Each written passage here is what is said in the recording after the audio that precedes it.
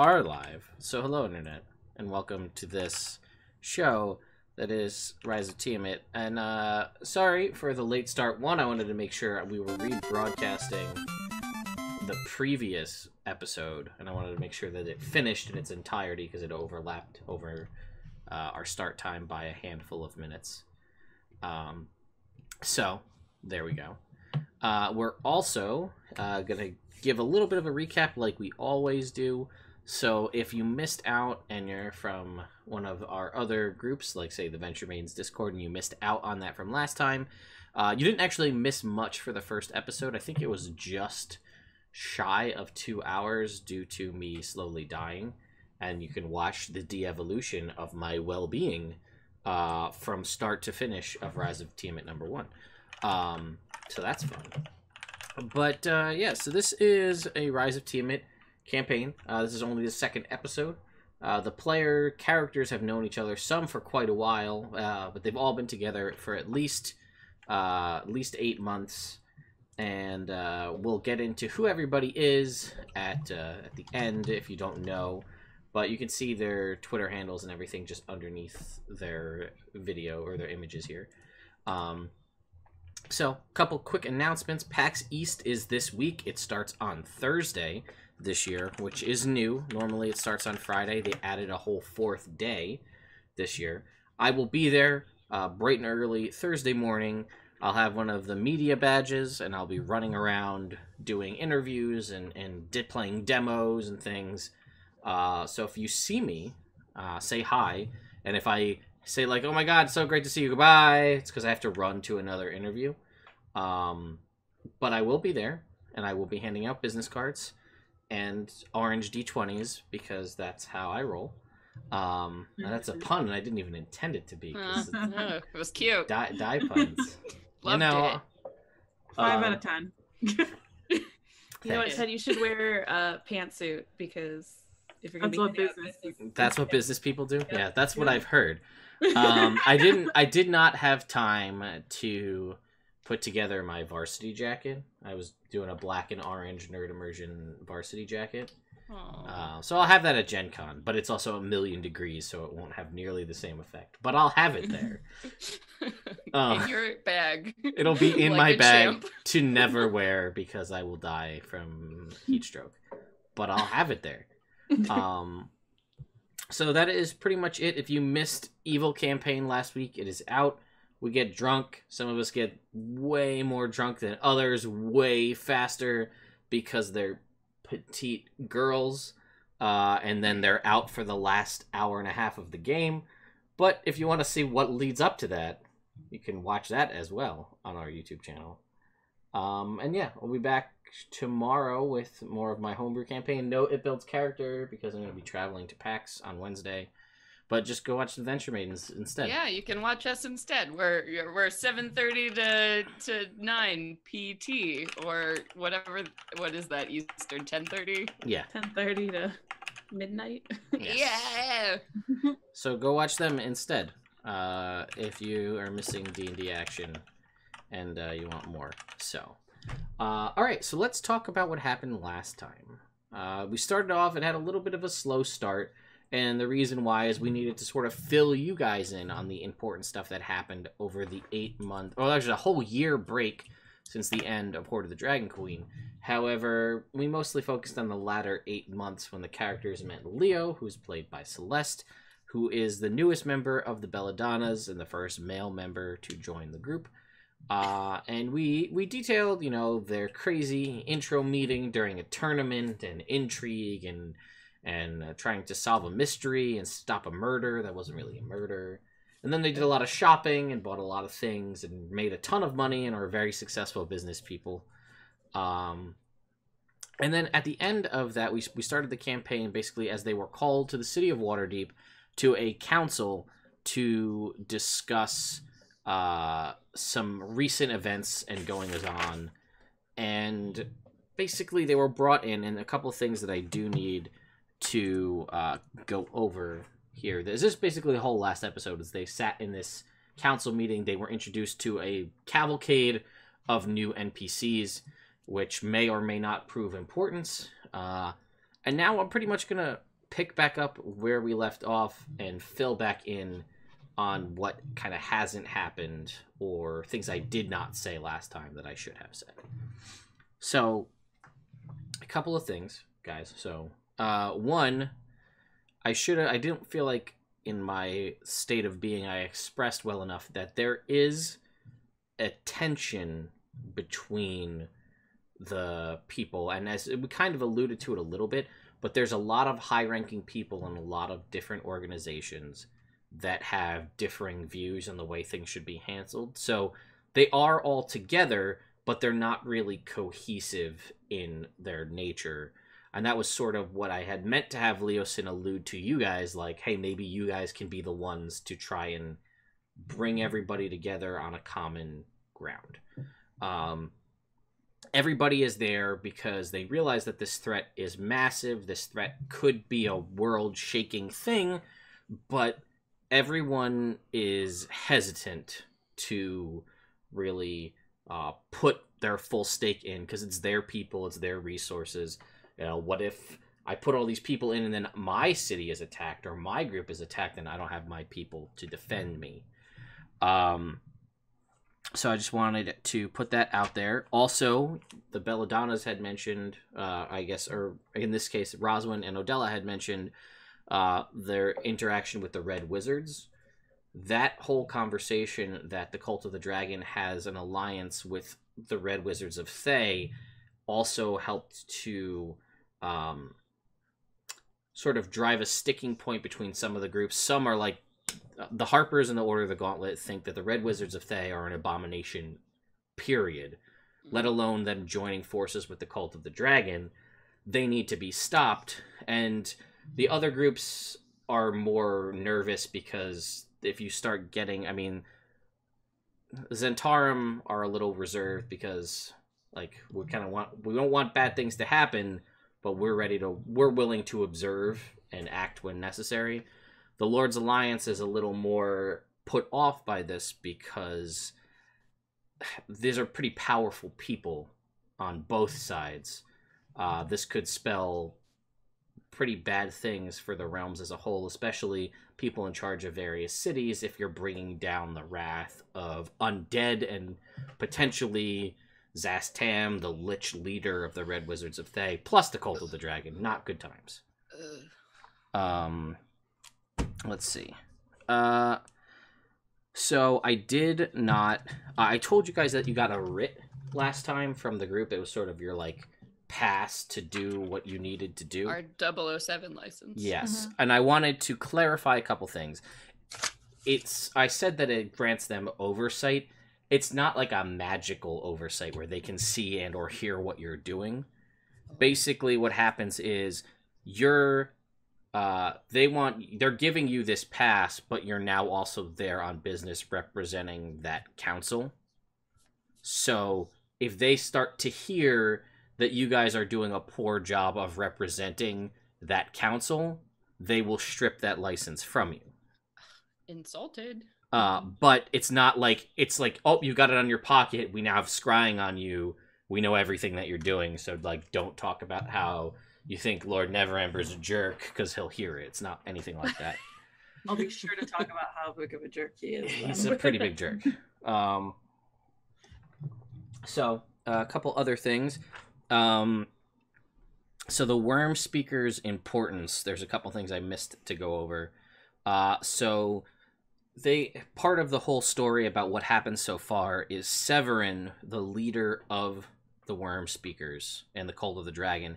He was the one who brought this power, or this idea that the power belongs to living dragons, whereas previously the Cult of the Dragon was obsessed with creating Dracoliches. He was the one who said, no, it should belong to living dragons. And then that sort of got a lot of headway and power, and people started to jump onto that theory. And the reason why Worm Speakers are so powerful and so important is that Worm Speakers, when they attain that title and that existence, they are given the ability to think like a dragon on the level of a dragon's intelligence. gain favor among dragons more than they normally would, and potentially also be able to influence dragon behavior in their favor, whichever way they want it to go. They also would tell you again that attaining a dragon, one of these dragon masks, these dragon mask artifacts, is what causes, that's like the sticking point. You are now a worm speaker when you have one of these masks. And part of the significance of those is that when all 5 masks are brought together, they merge, forming a singular mask that the group is calling the Mask of the Dragon Queen. Oh. And this mask is supposedly the thing that lets them summon forth Tiamat from the 9 hells. This mask. So it's imperative that not all of the masks come together. The Belladonnas, or at least again Odella and Roswin, were aware that supposedly Resmir had one of these masks. She had 2 artifacts they knew of. This great black greatsword and the black dragon mask. They found the sword on her dead body, and they found a chest in her room, but the chest had several things in it, but the mask was not one of those things. They did, and I will give you guys a little bit of the benefit, before, when Resmir fell and then melted into a pool of acid when she died, you saw a flash of blue light from inside that chest before you opened it. Oh, so it got like teleported out of there? You don't know, but that's just a reminder that it was all, a whole lot of shit happened. It was all in the finale, but I just wanted to remind you that did happen. So, uh-oh. Gadio. Yeah. So, basically, yeah, and you were given just a couple more things on the council members, and again, I will give you a very quick primer on each of them to remind you guys who they are and kind of what their thoughts are. So, they all have something to bring to the table, right? They all have a resource, as it were. So, Remy Haventree of the Harpers, she wants to stop the Cult of the Dragon because they led to the death of her husband, the previous masked lord of Waterdeep. But the Harpers are hesitant in general to commit to this task because in the grand scope of the realms, the Harpers are they've been a powerful organization for a long time, but they almost faced extinction about 60, 70 years ago because they started being less sneaky and were very bold and brash and open in their exploits and what they did. And that almost led to their destruction. So they're a little reserved, like, let's not jump in full force on this. We almost fell apart one time. Let's hold back. The Gauntlet, Order of the Gauntlet, they are, again, paladins, force of arms type people. They are willing, they've heard some tales from you guys and know some things of you, but you know that they are kind of swayed by heroic deeds, and then divine guidance and things will help to sway them to your side. Dylan Winterhound of the Order, or of the Emerald Enclave, basically, Emerald Enclave, as they typically are, middle ground, right? They want order and balance restored to the world. And, you know, depending on how you go with that, how you guys act may help to win them to your side. And then, again, all of the various people from the Lord's Alliance have their own stake, basically, in their own cities, and what can you guys do to basically win them, like, have them sacrifice up, potentially, their people to aid you. And then the only other person that was kind of there that didn't really get a whole big line on was the one member of the Zentarum, who, in my boldness of not remembering last time, I told you it was Ryan Nightshade with an I. Ryan Nightshade is a female tiefling. Just want to make sure I Cool. let you guys know that, because I didn't let you know that last time. She a babe? Yeah. Totally. She's from the Zentarm, right? Yes. She is a tiefling warlock. Hey, I met one of those before. You did. Very different person. Oh. You spoiled my meeting of this person. Not all female. I mean, and she's in, you know, she's in your typical Zentarm agent, right? Like all black. Has, like, you can see there's like down over, like it's down around her neck, but there's like one of those kind of like bandanas that you could pull up to cover the lower half of your face. Yeah, red skin tiefling, you know, horns that are kind of swept back. But yeah, I wanted, she was the one that was there. I wanted to make sure that I corrected the fact that she is a female tiefling and not a guy from the Zentarm, which I don't feel like I expressed that last time. Totally thought it was a dude. Yeah. Mm-hmm. For sure. So did I. So that is basically a little bit on the council, and you were essentially given one of two options at the end of this council meeting of things that the council needs done that they're all obviously way too busy to do anything about, and this will help to endear you towards them, but also help to further the overall goal. And that was either to figure out what's going on with this Drakhorn that sounded not that long ago, this massive earth kind of shaking event that, you know, calls dragons to its call. And the last time it was seen was in the far north in the sea of moving ice, and or at least that's where it was last seen, and the resident expert on it was last seen, Macath the Crimson, another female tiefling, was... We're everywhere. No, they just made a point because this is the first 5th edition adventure after 4th edition. We gotta So put... like, look, it's normal. Yeah, exactly. She's somewhere in the north, and you guys may be able to get, you know, you'll head up that way and basically try to figure out what's going on with her. They both need to be done.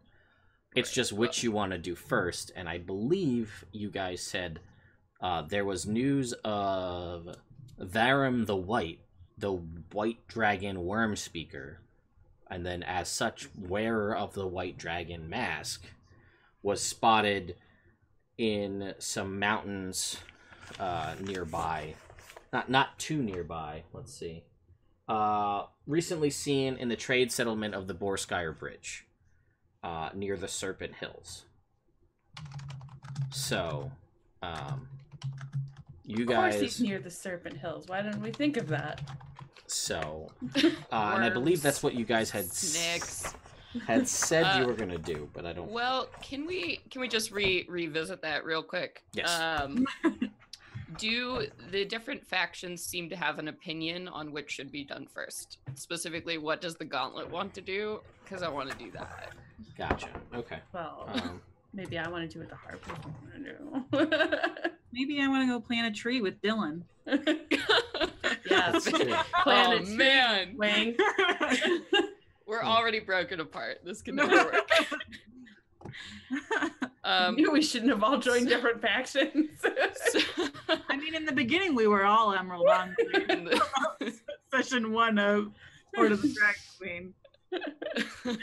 Awesome. No, Roswin doesn't really care as long as we can stop and pet puppies when we see them on the way. Yeah. So, and then also we heard for the scholar up in the north, there was also rumors of a white dragon that lived up there, right? Correct. Yeah. Erathiter? Yes, the Old White Death. Yes. Oh, bully. A very renowned white dragon in see, his... because now Leo wants to do that. He more, is... I want to kill it. He is quite powerful, has lived centuries. Do we know what race Veram the White is? Is he a half dragon too? Like, are they all half dragons? Or... No, he's a dwarf. Oh, okay. That's good to know. I was not expecting that. You know that... You guys know that he deposed Talus the White. Yes. Of Talus's finishing school for young Talis was not happy about that. No. How's our girl Talis, man? Have we heard anything? No, you haven't heard anything from her. She hasn't come to visit the Prip and Pie to see what our wonderful wares are. Commiserate. No. She Talking about old times. Your whole, again, as a reminder for people who haven't seen, and to remind you guys, her whole thing was she wanted you guys to kill Resmir because then it makes the cult, her other people that were at her level look like shit, and hopefully that will then re-elevate her back to Worm Speaker. Now you guys know what that means. But she was deposed from that position and was not happy about it. So she gave you guys as much info as she could to have you dethrone Resmir in hopes that that would get her back in good graces. And Got it. yeah. So basically, so the Harpers are big on actually sort of both of these things. Remy, or I'm sorry, wasn't Remy. Remy Haventree is big on stopping Veram the White, or finding Veram the White. She was the one who tasked us with that, so I figured that she was. Yeah, she's saying basically that the Harper's main focus is stop the most powerful members of the Cult of the Dragon. If the Worm Speakers are the ones who have these masks, it would warrant that if we stop them and take the masks, that prevents the Mask of the Dragon Queen from being formed, and then that one, if anything, that extends the timetable on how long we have to stop Tiamat from coming back. The mask doesn't poof again. Correct. Yeah. I mean, from what I remember from last time, I was a little drunk on Cosmos, I will admit, but I think that we were going to go to find the Worm Speaker because the other person had been missing for a super long time. 3 years. And we didn't want the guy to take off since we knew Alright. where he was. Yeah, okay, then let's do it. I'm ready. Leo's ready. He's got his sword. He's like, I want to kill something. Okay. So, basically, what you guys have heard, again, from Leosin and from other folks in the reports that have come in from field operatives, some better notes to you than others. Field operatives in the Harpers is that he was sighted near the Borskire Bridge in the Serpent Hills. The Borskire? Yeah, it is Boar, Boareskyer. I would have never gotten that by myself. Oh. Borskire Bridge? Bridge, yes. Bridge, okay. Serpent Hills. Makes me think of yogurt from Iceland. You guys can all make Skidgia. You guys can all make me history checks. Okay, I'm rolling my new dice from Ted. Let's see what happens. That was not good. I got 6. Okay, middle of the line. I rolled a 10. All right, so that's a 12. Okay. I gotta find my character sheet. No, don't worry, Laura. We're History? only... It's Yeah. 19. I got a 19. Okay, all right. Hell yeah. So you know, Odella, that Borskire Bridge it bears the name of a realm that no longer really exists. That was now vanished realm north and east of the Tradeway, one of the main thoroughfares through the Forgotten Realms. The bridge provides access across the Winding Water and is a major landmark because not only is it unique in that it's constructed from black granite, but it bears sculpted images of the deities Sirik and Baal, commemorating a legendary battle that they supposedly fought on this very bridge during the Time of Troubles. Cute. The Time of Troubles being a time in the Forgotten Realms history when the gods lost most of their power and several of them were mortal. That's also how several of the gods died in the process of that, was that during this time divine magic is all wonky. It's a whole long thing that we don't have to get into, but there's significance to this place, and as such, sort of tent slash roadside settlements have kind of cropped up, and it is almost sort of like its own little traveling, you know, it's mostly people that come and go, but it's almost like a fixture here is this little roadside area. So that's what you guys know. Before you guys, well, basically, you guys are going to head there. That's what we've decided, yeah, to try to find Veram. Yeah. Yeah. Okay. I mean, can we ask anyone if they have any more information other than they're just there, or is that like? Yeah, where were they? What? Come on, Harpers. All right, so Give what us you're that secret info. what you're able to discern, one again, White Dragon Worm Speaker Veram. He is a dwarf, as we said. He, as a worm speaker and a high-ranking official in the Cult of the Dragon, he is a wearer of the purple. So he wears the rather than the typical black leathers that Cult of the Dragon members wear, he wears the fanciful purple and gold robes that they wear.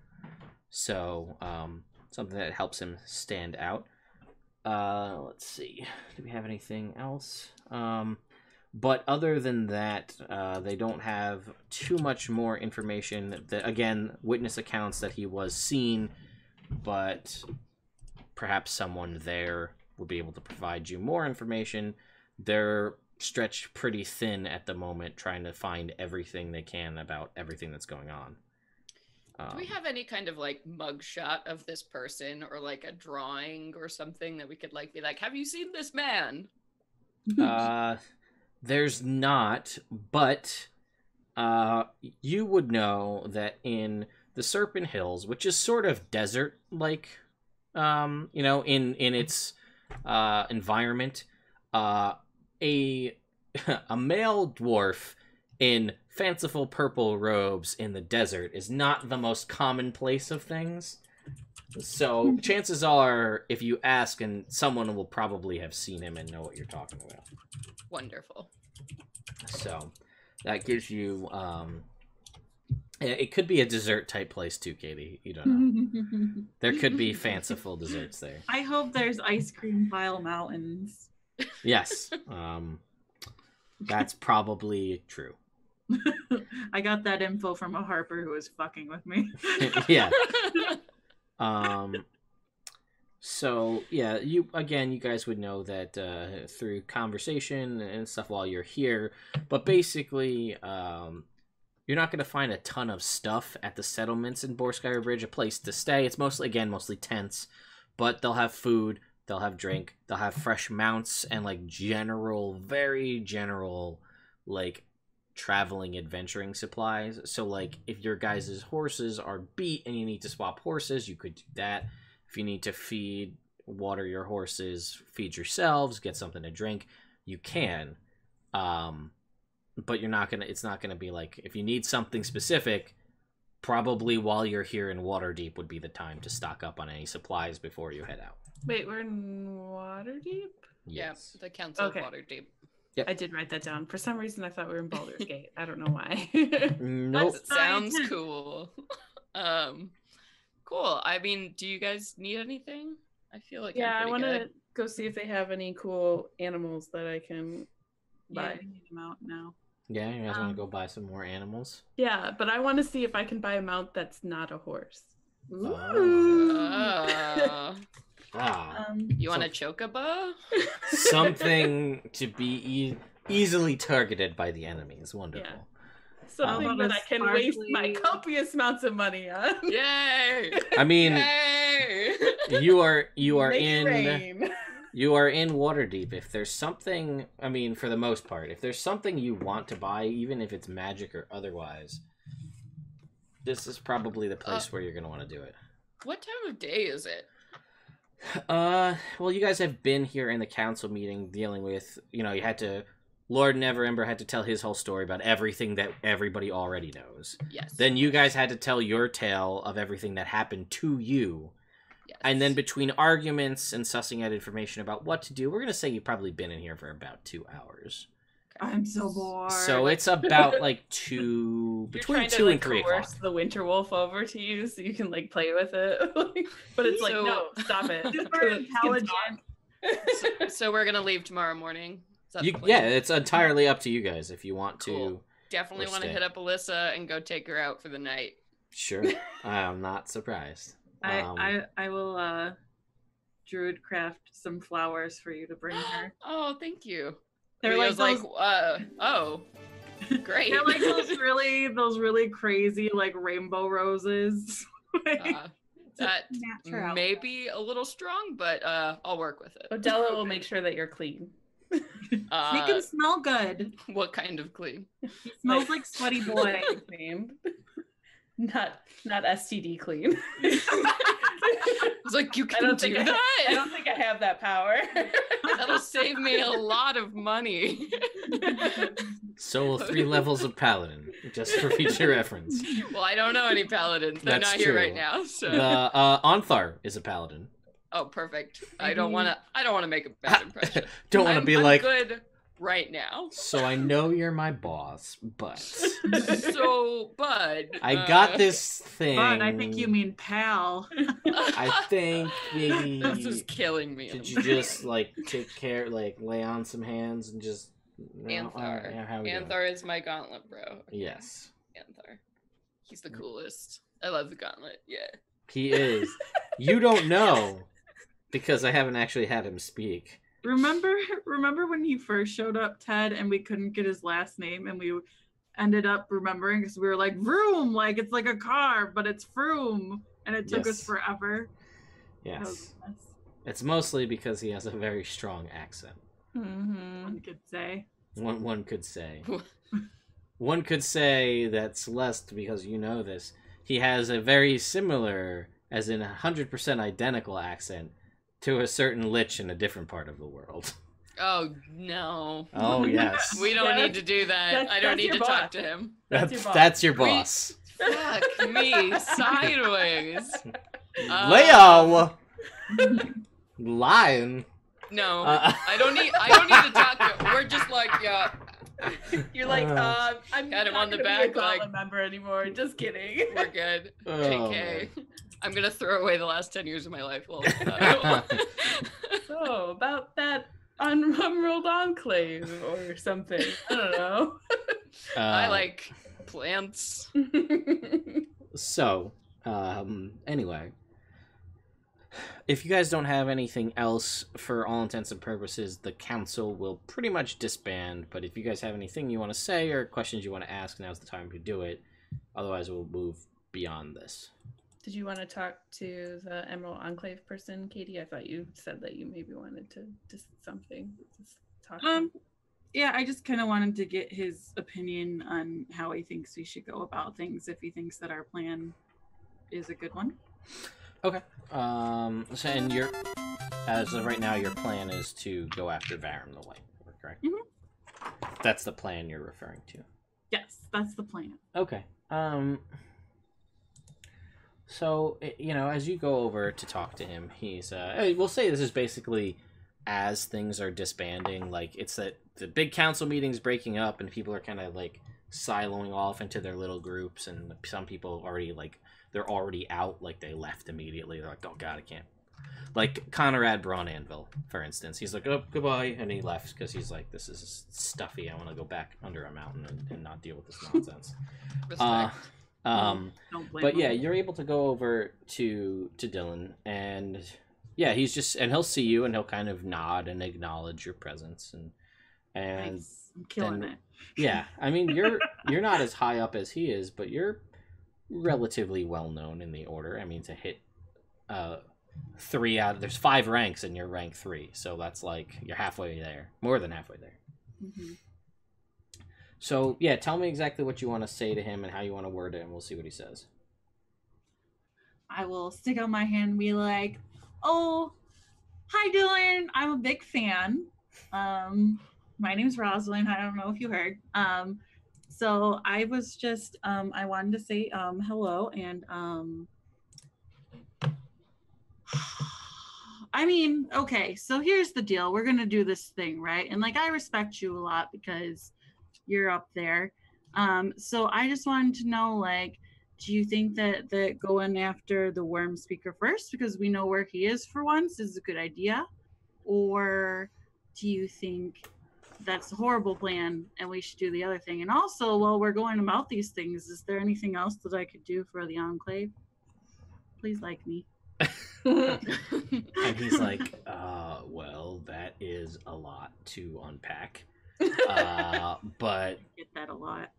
here's what I'm going to tell you. Okay. So, obviously, myself.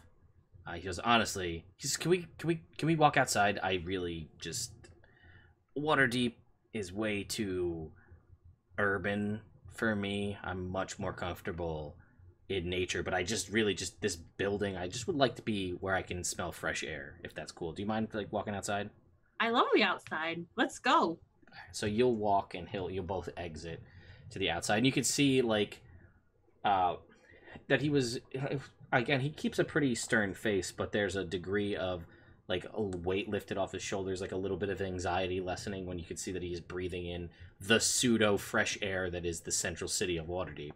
But It smells like shit. it doesn't smell great. But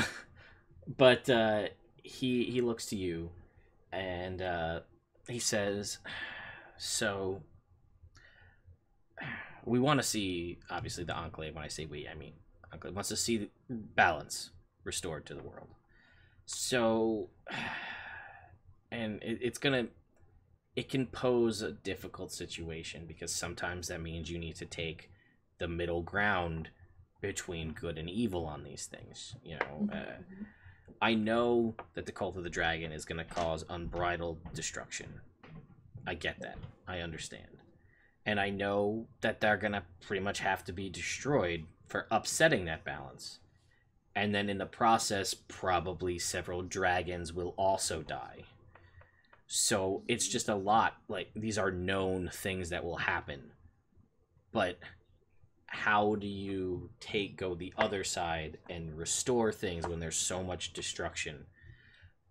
So I guess the best thing I can tell you is if you're given the opportunity to spare some life that makes, I mean, use your best judgment. But if you're given the opportunity to spare some lives that could potentially be helpful in some aspect, try and do that. It's just, it's a lot. It's a lot to think about. How do you keep yourself neutral in this whole thing when there's clearly forces of evil, but like the forces of good are kind of like, I don't know if I want to commit myself to stopping evil. And I'm like, well, I kind of have to get that because that's the position that I put myself in. Man, things were so much easier when I was just like hanging out with the trees. Mm-hmm.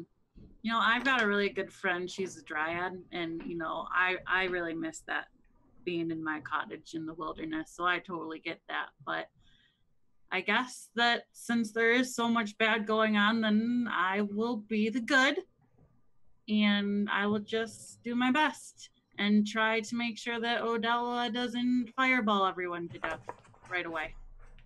And he chuckles a little bit and he says, and I did want to tell you, I appreciate what you tried to do with those black dragon eggs. That was, not everybody would go that route. So I appreciate that what you attempted to do.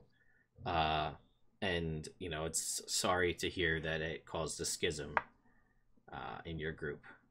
But I appreciate it, and hopefully things work out for the best, and that those baby dragons are taken care of. I hope so. I'm keeping an eye out, but, you know, they're sneaky, so do my best. Well, thank you for your advice. And Laska, you're awesome. I really hope I can have a friend like you someday. And the wolf kind of winks at you. I'm a big fan of you too. and Dylan's just like, it really, he goes, it's not a super common thing, but I saved him when he was a puppy, so it helps. Yeah, puppies do help the world. Mm-hmm. Yes. Oh man. And he says, hopefully things go well and the council supports, because I have a close friend who could bring some real powerful allies to this fight. Who's your friend? He goes, I'm assuming you don't know who Turlang is, but he's he's quite a powerful treant, and if I can sway him to my side and get the buy-in from the Enclave, we may be able to have, well, I'm not going to mince words, a treant army on our side. That's so cool. I've never met a treant before. I'm sure they're super nice. He's like, it's like a dryad, but more tree and a lot bigger. I wonder if my friend knows them. Well, that's cool. Yeah. Well, real quick, I just gotta do a little city prank here, and I'm gonna like kick some dirt, and I'm gonna drop in some of my bag of apple seeds and cover it back up. And I'm like, cities suck. And I'm like, He's okay, like- see you later. And he's like, respect. Oh my god. What a Wow, rebel. you're Like nerd broing out over I know. I'm getting uncomfortable. All right. Anyway, so then him and Laska walk off. Bye. I love you guys. Okay, Let go of me. bye. Alright. So yeah, it's about we'll call it 2:30 in the afternoon. You guys are gonna leave at first light, which you could leave now, but there's as much of a rush on this as you want there to be. You know where he was seen, but whatever happens. So if there is things you'd like to pick up here in the city of Waterdeep, you guys have copious amounts of gold, and at least until this date at that club you guys are planning to go to go out and try to spend this money. I don't need to buy anything, but I do want to come see your mount, and I also want to buy a tent. I would like you to come as well so that you can actually like determine whether it's not going to just be an asshole as soon as I like take it away from whoever's selling it to me. I've been told I'm really good at mount interviews, so. Also, real quick before we leave like Leosin, I'm gonna assume that he's probably usually our contact for Harper stuff. He's more boots on the ground type guy, so definitely easier to contact and easier to get a conversation with than some of the higher end folks. So sure. Well, I'm just gonna give him the other sending stone. Okay.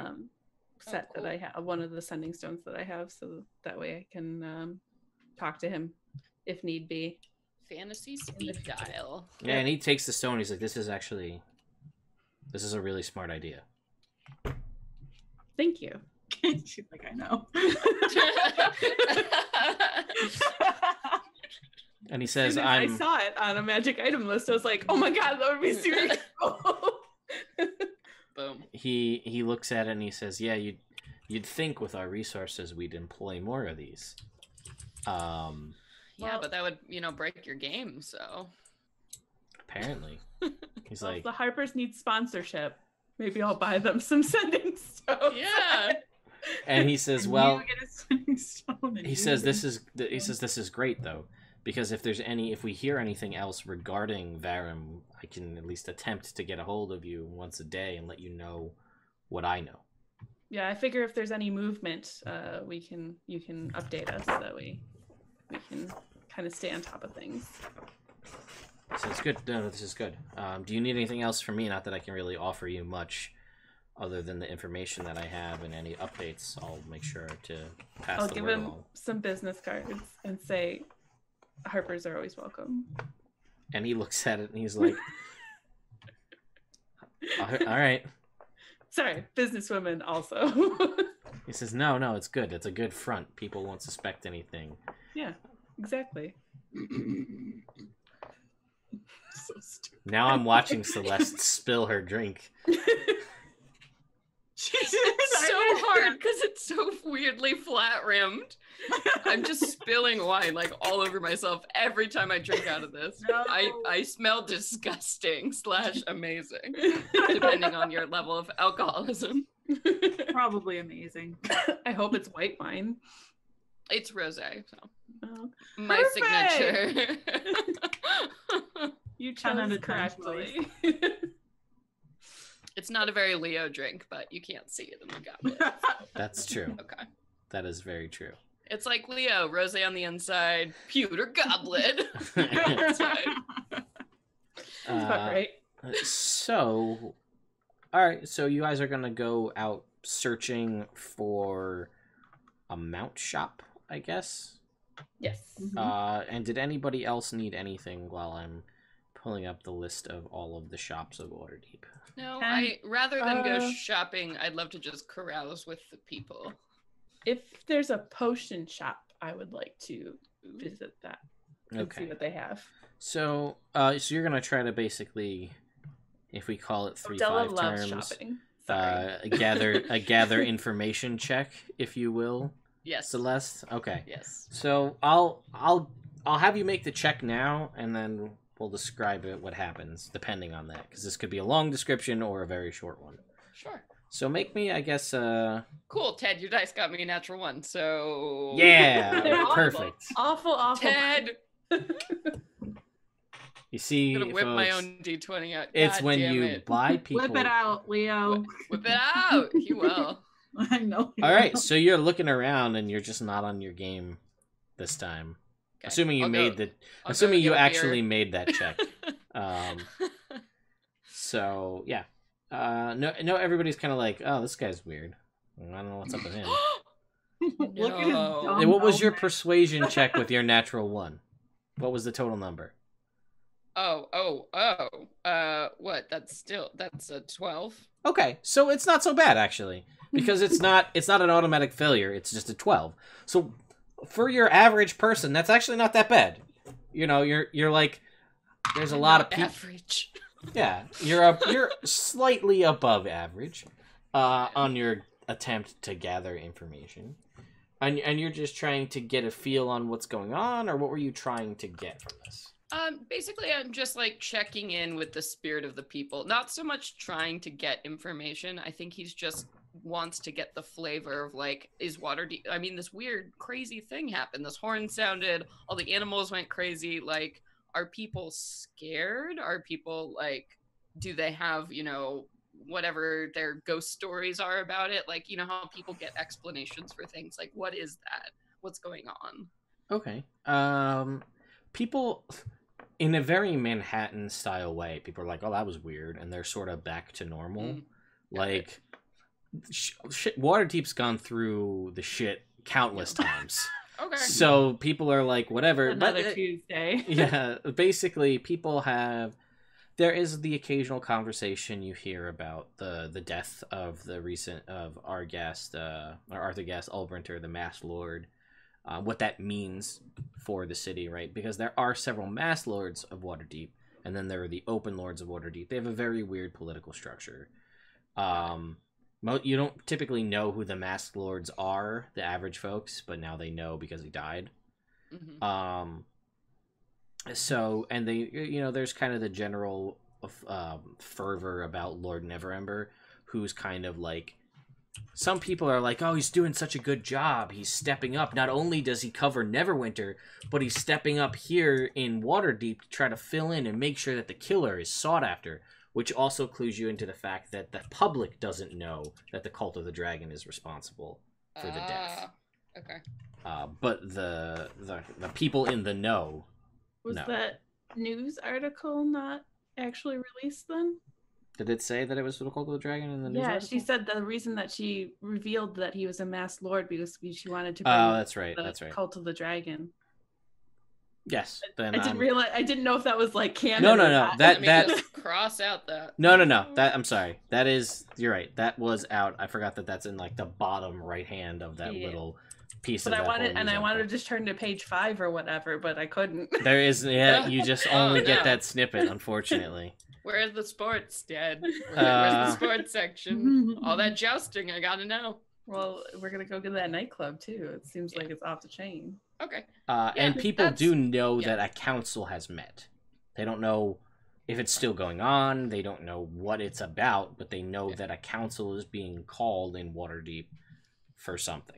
Yeah, that's pretty much it. I just wanted to make sure like the people weren't like sad or needed assistance. So I'm good, and I'm probably gonna wait at the club or around the club for you guys to be done with shopping, because Leo's like, I don't know. Oh, he wants to send a message at some point, like be like, "Go get this chick." Like, when you off? What up? Gotcha. Well, all right. I'll have to deal with that. Oh, and the only other thing you hear too, Leo, in this, is that Lady Silverhand has been spotted in the city. Does Which, that mean anything? yes, Lady Laeral Silverhand is a legendary hero. She is one of the seven sisters, the legendary nigh immortal figures of the Daughters of Mistra, like super powerful wizard. And she's been around for a long time. And she's, around where she needs to be, essentially. But there's like a rumor that she's been spotted in Waterdeep. So that must mean something. What it could mean, you can hear people are like, oh, maybe she's gonna be she's gonna like take over for the Masked Lord, or like, oh, maybe shit's really hitting the fan worse than we know because a legendary hero has made her way here. You, I guess, would also know that she was partners with Kelvin Blackstaff. Like that was so she's up there. She led a group of the Harpers. That's not an unknown thing. Partners as in professional or romantic? It's not really known. Oh. Could be both. Wink. Got it. Yeah, I mean, it's 1491 right now. She was born in 765. Is she an elf? No. Oh, shit. She's just a very powerful wizard to the point where she's grown to sustain herself via the weave and Mistra's blessings. Sounds That's like a lich to me. Yeah, that's Sounds concerning. like a lich. I don't know.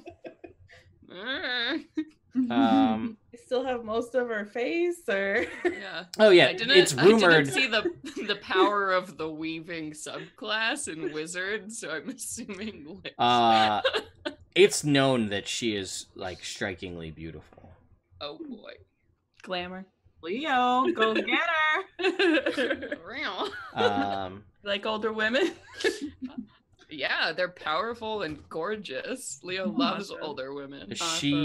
I mean, the history we could go on for days, but she was originally known as one of the Knights of Myth Draenor way back in the day as a bow and sword fighter before she attained her wizard. She's This babe. like, yeah, like, I mean, she pursued Driz Do'Urden for a little while, was like trying to get on that train. Like, she's been around for a while. I want to meet her. I want to meet her. Yeah, seriously. She studied under Elminster. Like, she's no joke. But anyway, I could tell tales for hours of these random people in the street. No, but let's tell our tale. Spouting off the story of Laeral Silverhand. But Maybe she wants to join the Belladonnas. We don't know. Yeah. Let's get Yeah, this I'm shit sure done. she'd be super into that.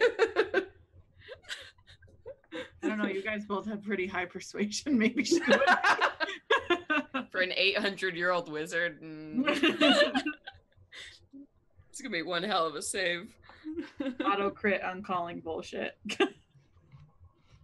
anyway, so basically, yeah, she's been around for a long time, and she's been seen nearby. So you guys go out looking for a shop. You guys are in the North Ward of Waterdeep here. There's 5 different wards.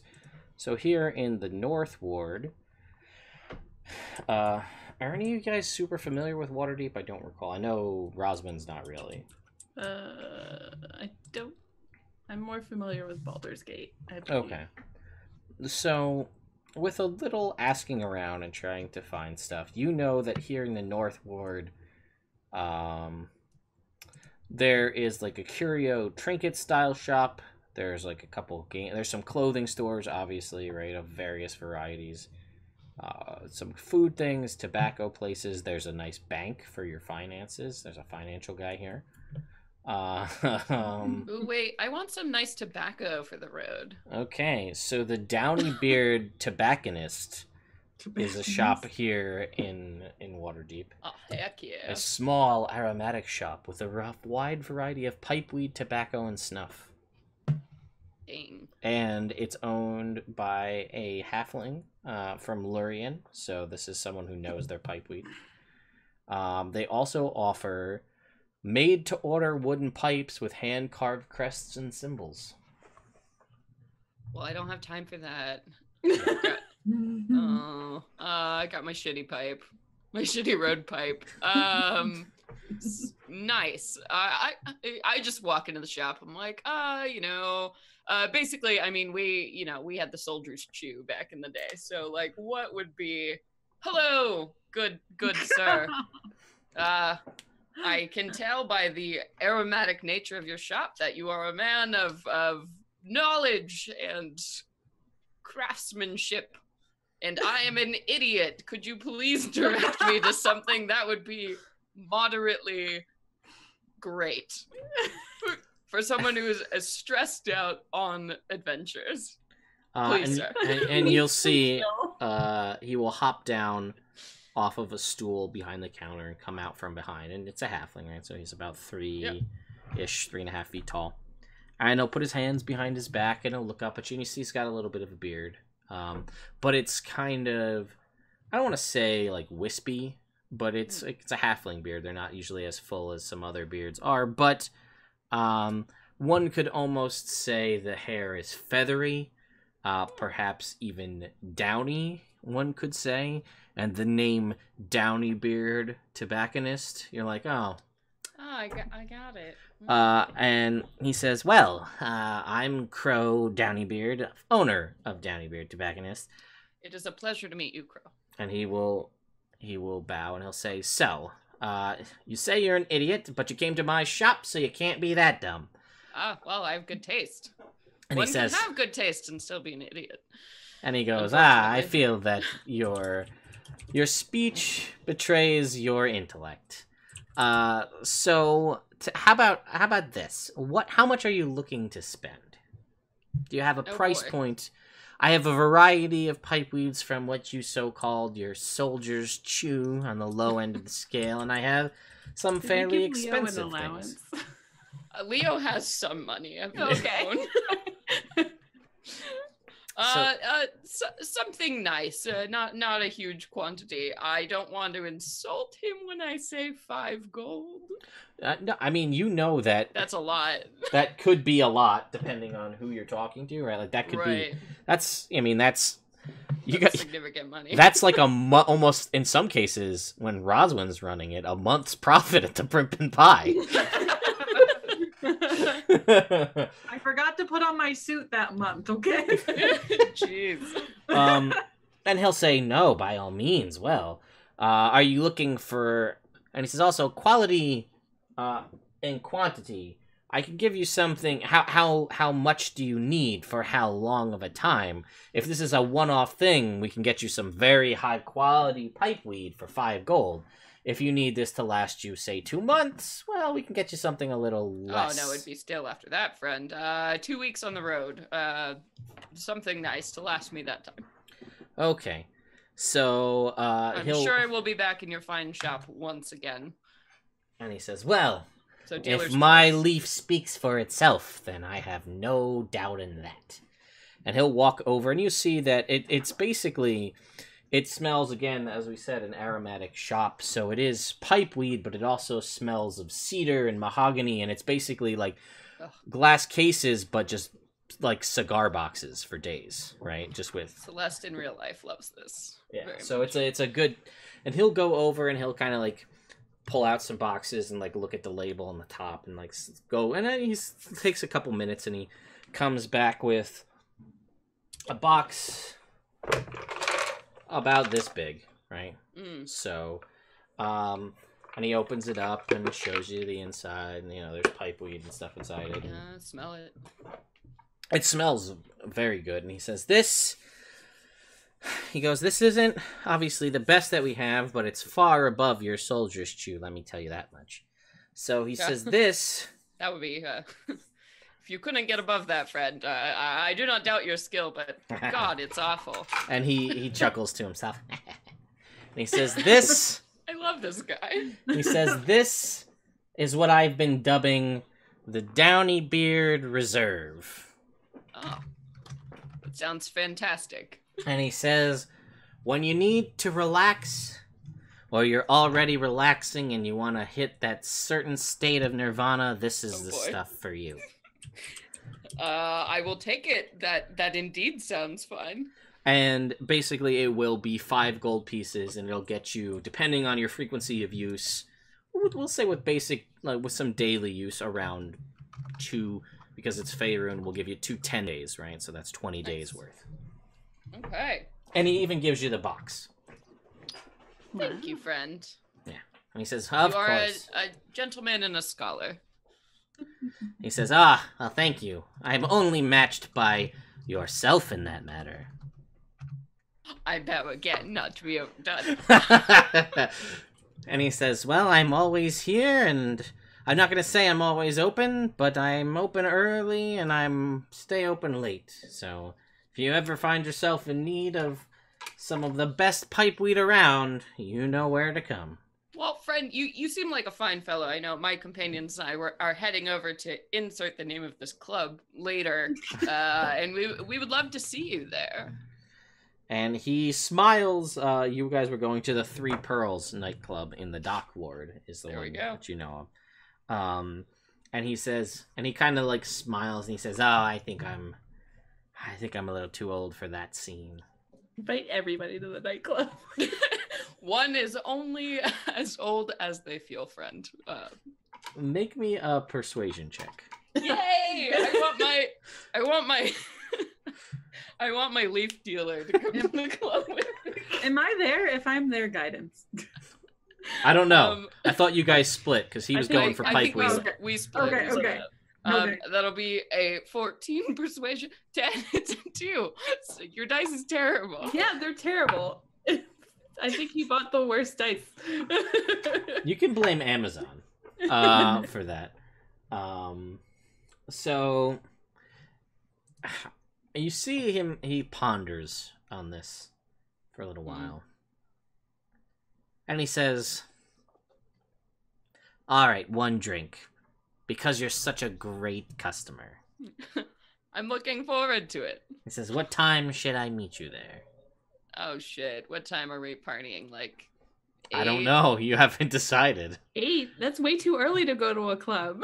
I know. Well, I figured you guys would want to go at 6, so I met you in the middle. 9? Let's do 9. That's a solid, like... 9 o'clock? Yeah, because, you know, if he's older, like, I don't want to, like, you know, stress him out. And I'll tell Alyssa to meet me there at 9:30. Gotcha. Get that 1 drink in, and then I feel like you're that guy who does like the Tinder dates where you line them up like a half an hour after each other, so that like you can. But I'm perfectly honest with everybody that I'm seeing other people, so it's fine. And he's like, "Oh, well, wonderful time. I wish it didn't have to end, but you know, but I've got a schedule. Valerie's coming in 5 minutes, so I gotta." And he says, well, I shall see you at the Three Pearls at 9 o'clock. Wonderful, friend. Looking forward to it. And he says, you know what? So am I. Wow. That's awesome. I want to shake his hand. And you shake his little halfling hand, and it's still yeah. a fairly sturdy grip for someone of such minute stature. I'm just gonna break that poor old man's heart later. Why? He's gonna fall in love with you. And Oh, was I getting that vibe? No, I don't think No, so. Not even close. Okay, I was like, oh no. I was Did like, I... Laura just wants that, but no, that's not what Like, happens. I like all the relationships. So anyway, so you go about and do whatever you want to do. With Odell and Roswin, things you could find here does not look... Yeah, it looks like here there's... Funny enough, there's a harp shop, or a musical instruments shop, stringed instruments specifically. Tapestries, shoes, trinkets. Shoes. Yep. You should get shoes that don't seep through your feet, Odella. Yeah, can I get some like mud boots? Muckalux.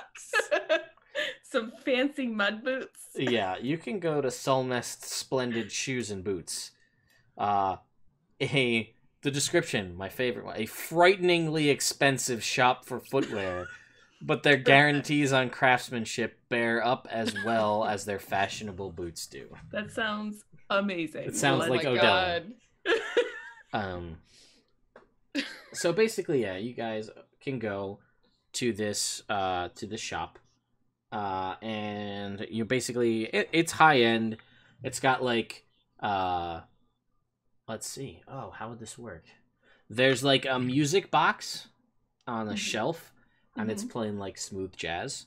Yeah. In this place, I like it. Is it like some Kenny G up in here? Yeah. I don't know if there are saxophones in Faerun. There's reeded instruments. There are reeded instruments and there are horns. Yeah. So I guess there's some semblance. It's enough that you could recognize it as jazz were you to know what that is. So you have that going on, and you can see it's a high-end crowd in here. And Odella, you fit in perfectly fine.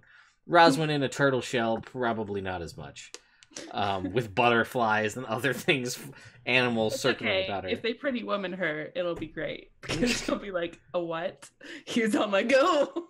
I just want some flip-flops.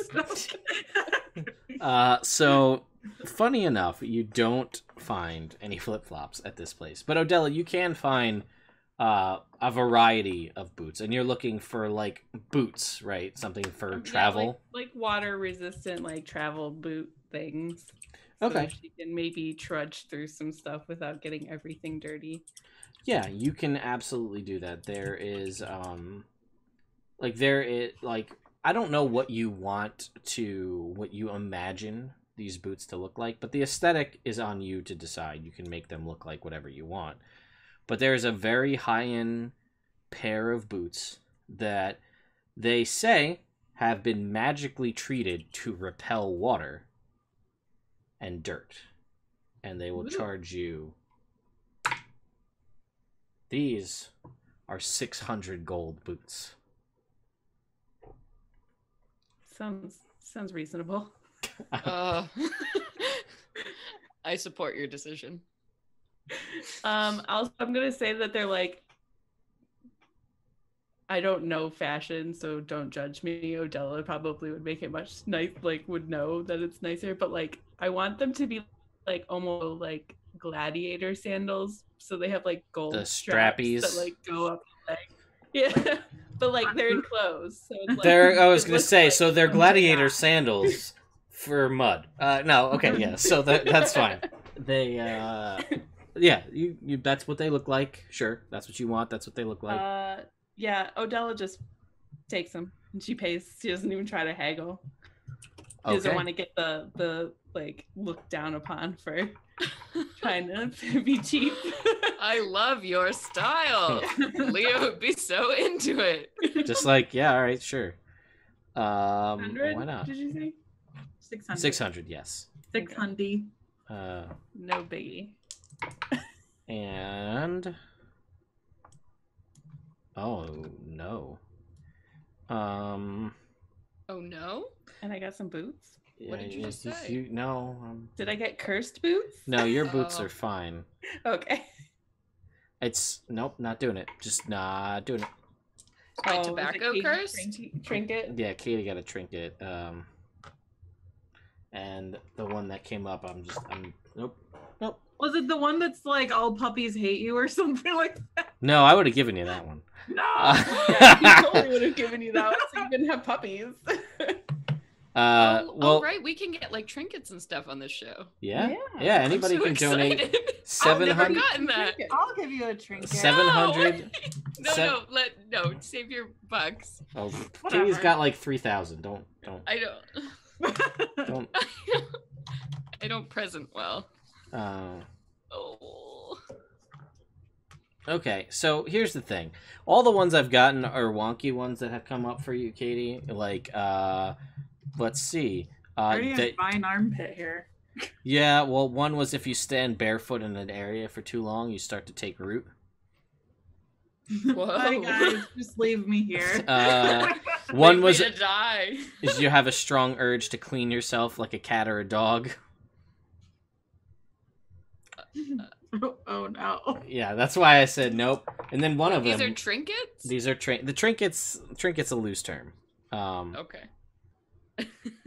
Some of them get weird. Some of them, like the fact the Floyd, the animate sunflower, was a trinket. Oh. Okay. And then I just made him real fucking big. All right.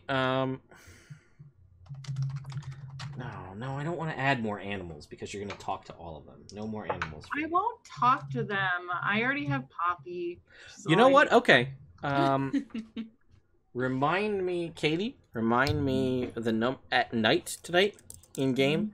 Remind me of the number 22, please. 22. I put in a big star. Okay. And Star ever. so that you're like, oh, I feel like something's coming later as you're looking around the shop. And then Boy, howdy. boy howdy indeed. And then Leo got a trinket. Hang on, Leo. I get a trinket. Okay, you do. I'm gonna check real quick on the bard versus fighter since you're multi-classed. Yes. So it could go one way or the other. Oh. And let's just real I quick. forgot that I could possibly get warlock trinkets now. Okay, so this one is the the fighter one is a tattoo, but that I don't know if that's Leo's thing or not. Actually, it's a tattoo of your adventuring party, or like to represent Actually, represent your sure. adventuring party. I think Leo definitely has tats.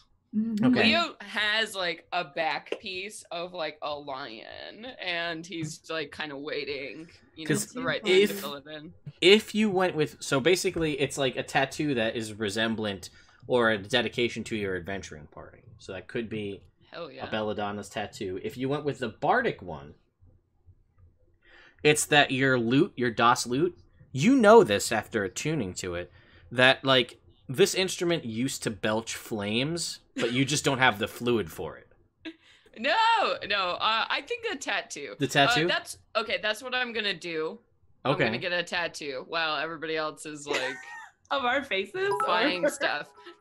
No, I want it to be like a stylistic. It'll be great. Katie. I want it to be on my right shoulder. Okay, Okay. I can't wait to be presented with this when we get to the nightclub later. All right, so Hell you yeah. would I'm have not heard. gonna pull it out. It's gonna be sweaty, and I can't. Like in I got Bridesmaids it. when she has that like gecko tattoo. So you would know, Celeste / Leo, having spoken with Roswin, that the best place to get a tattoo in Waterdeep is Lightning Tiger Tattoo and to ask for Brittany. Okay, I've got to text Brittany right now in real life and tell her she's giving me a fantasy tattoo. All right, so you text Britt. We'll deal with your tattoo, but let's go back to the girls who are. We don't need to narrate that. That's I got fine. it. Yep, that's absolutely I know fine. the experience. And it's in remarkable detail, speed. It's got that very artistic aesthetic, we'll say. That's the best. I mean, it's all Brittany. It's all I know Brittany, exactly. but it's done. I'm covered in Brittany's tattoos in real life, and they're amazing. And Everybody it is check her out. done in it's done in enough time that you can have the piece finished before the club, but it's also healed because she infuses magic into the tattooing, so it is magically healed and done with magical speed. I'm telling her all of this. So anyway, text. so that is done. So you bought your shoes, Yep. And you guys were gonna look for basically mounts and then also potions. Okay, so let me find you the name of the animal place here. Let me just get ready. Yep. This is why I brought Rosman. Okay, ready to talk to some babies. Okay, so Touch some butts. Also, is Poppy just like following you right now? Oh. Poppy's like head was inside the shoe store, just kind of like.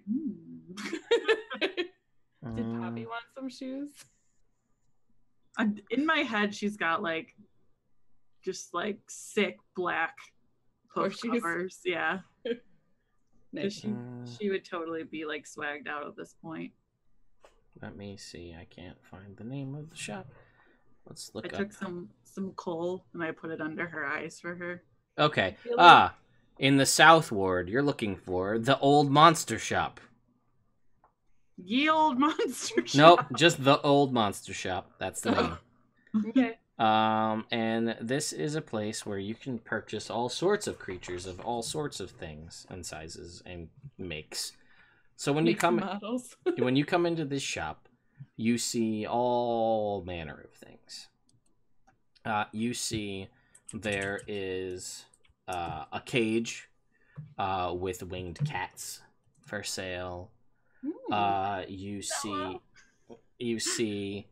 there are some different falcons and hawks. There are some that have crimson feathers on them. That's a little bit different. These kind of larger than your normal hawk that with crimson feathers. You see just a cage full of flying snakes, which are great message deliverers.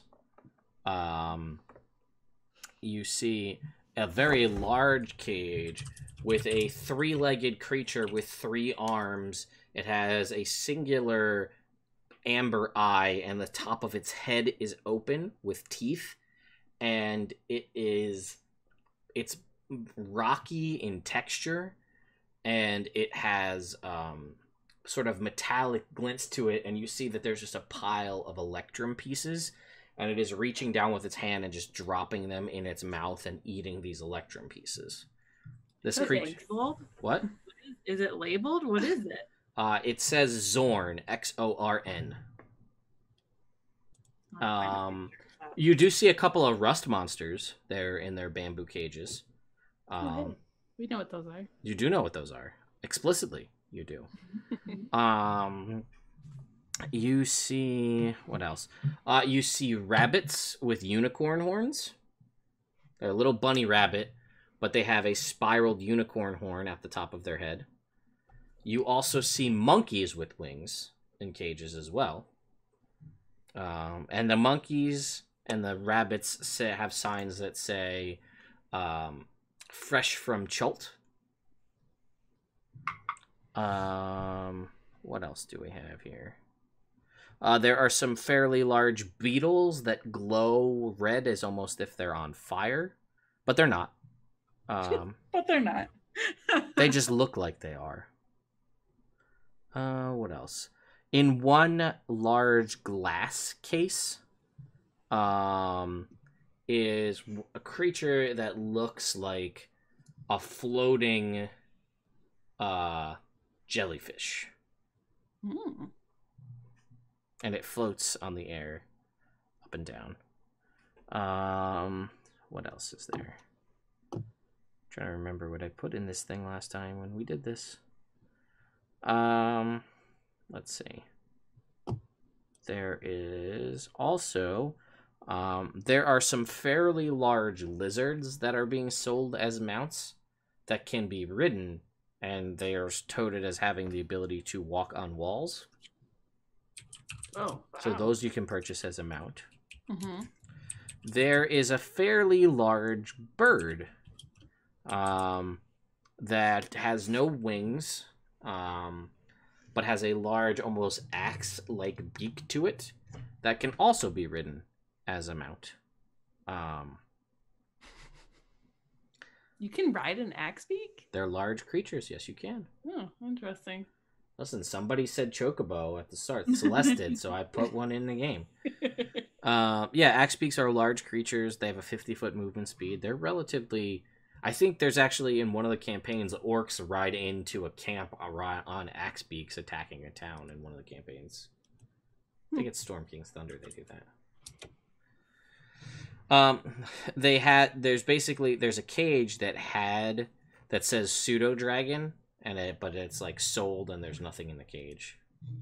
okay, I already got one, and I pet it on the head. Yeah. And there is one thing that looks like a freaking, just like this big around, just like bloated mosquito creature. Oh, and in one of the cages that you can see is magically warded, there is an imp, and it's just like flicking a coin. Oh, that seems mean, because it's not like a creature. So, yeah, that's what you see. Okay, we free everything. Burn the shop down. Oh, good. First thing we do with this writ. No. God. Haven't even left the city. Burn it down. No. So the only things that were mounts are the lizards that could climb walls and Axebeak. Yes, because the hippogriffs are given to, they're bred for the hippogriff riding. Like, there's an elite series of guards here in Waterdeep that are hippogriff riders. Mm-hmm. So that's why they don't have any here for sale. And those elite people wouldn't part with a hippogriff for a copious amount of money. Probably not, because it's like part of their station. I know. I'm just joking. Although the guy who runs the shop, he will basically tell you that if you were to find an egg, he can teach you how to raise them. Oh. Good if to you know. found one in your travels.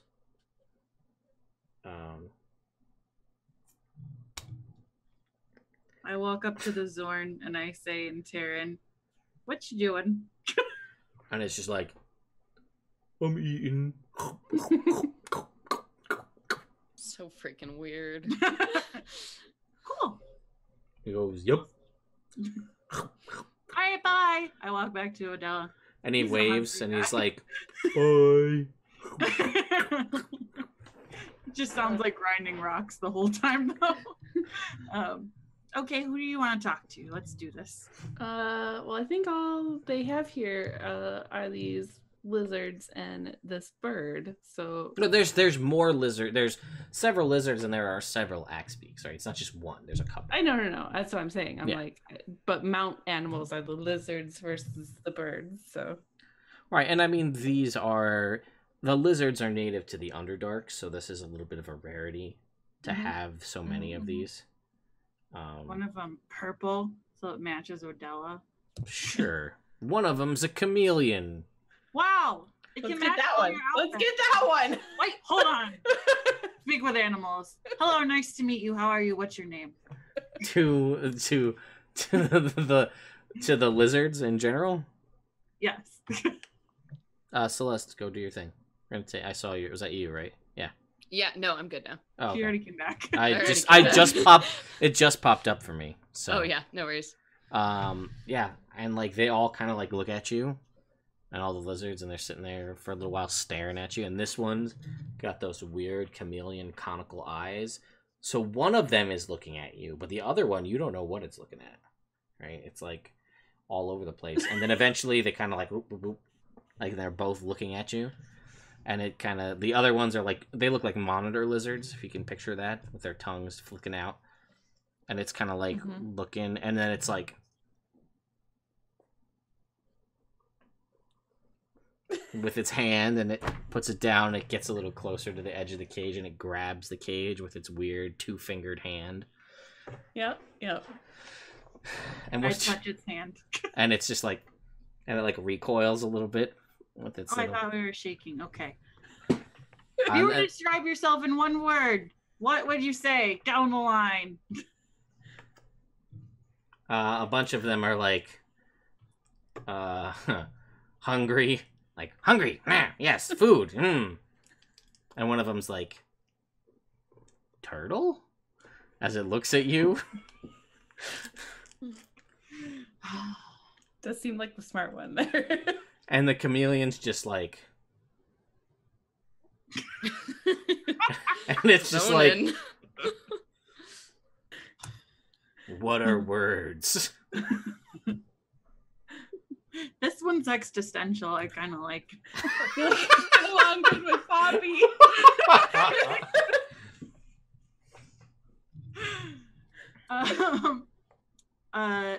Yeah, you know, you're not gonna talk to him, so what's it matter in the end, Odella? I'm not getting much out of these guys. Well, let's talk to the birds then. Maybe the birds are more conversationalists. Hello, birds. If you were to describe yourself in one word, what would it be? Go.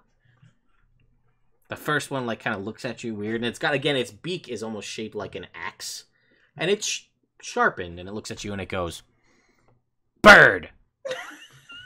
Nice. You're right. Next. And the other one goes, yeah, bird, and then it's like bird, bird, bird, bird, bird, bird, all down the line. Odella, they all think they're birds, and they're right. They're all very smart. Ask them where they think they'll be in 5 years. Where will you be in 5 years? Dead, probably to burn. What's a year? What is time? Human construct. They don't want it. They don't want to be settled down on one thing. Apparently, they can't make up their mind. You know, they like options. I feel like this interview is going terribly. Yeah. Wait, you're looking for a mount and talking to parrots? No, to axe beaks. Oh. With Got speak it. with animals. Mm-hmm.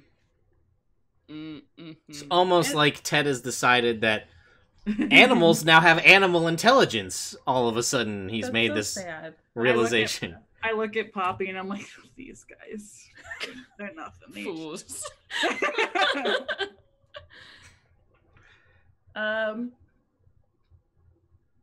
Yeah, so I asked the shopkeep like how fast the lizard people, like lizard guys, can go. And what their names are, so I don't have to call them lizard guys anymore. He Like says, the guy's like, well, I call them giant riding lizards because they're big lizards and you ride them. He's also right. Are you okay? Did I break Laura? I'm sorry. I didn't mean to. I didn't realize that was that funny. But all right. I don't know why. It's just like when we came to the weird hick part of Oh, stereotypes, Ted. Stereotypes. You said it's a stereotype. I didn't. How fast do the giant riding lizards go? I want to say 50, but I'm trying to find that for you actually. Yeah, we'll say 50 till I confirm one way or another. Okay. Axe beaks move the same amount. And I asked him which ones are hardier. Oh, here we go. Giant riding lizard is, oh, I'm sorry, it's 40 feet. Mm-hmm. But that's on any surface. So, whether or not that's on a wall or otherwise. Well, we are going to a sandy place, so lizards might do better than horses. Ooh, that might be something to look into to see if we can get something for our horses so they don't sink into the sand. That's even a factor. Like I don't know. snowshoes for horses. Sand Desert, shoes. desert sand shoes. Desert Suede shoes. sand Get shoes. Are they blue? those horseshoes of the Zephyr or whatever they're called. Yeah, you float above the ground. Yeah. Let's find those. And Oh he's my like, God. well, they're about equally as hardy. Okay. Are the axe beaks pretty? I mean, give me what are is? they pretty colors or are they like bland? Roll me a percentile. Okay. I have one male one that has pretty 27. feathers.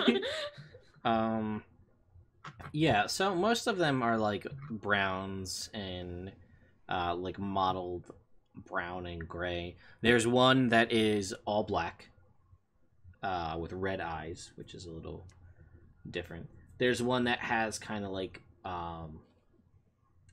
coral colored feathers. It's like a pinkish. Oh, I like that one. chocobo. And Yeah, one is all yellow. Like canary yellow.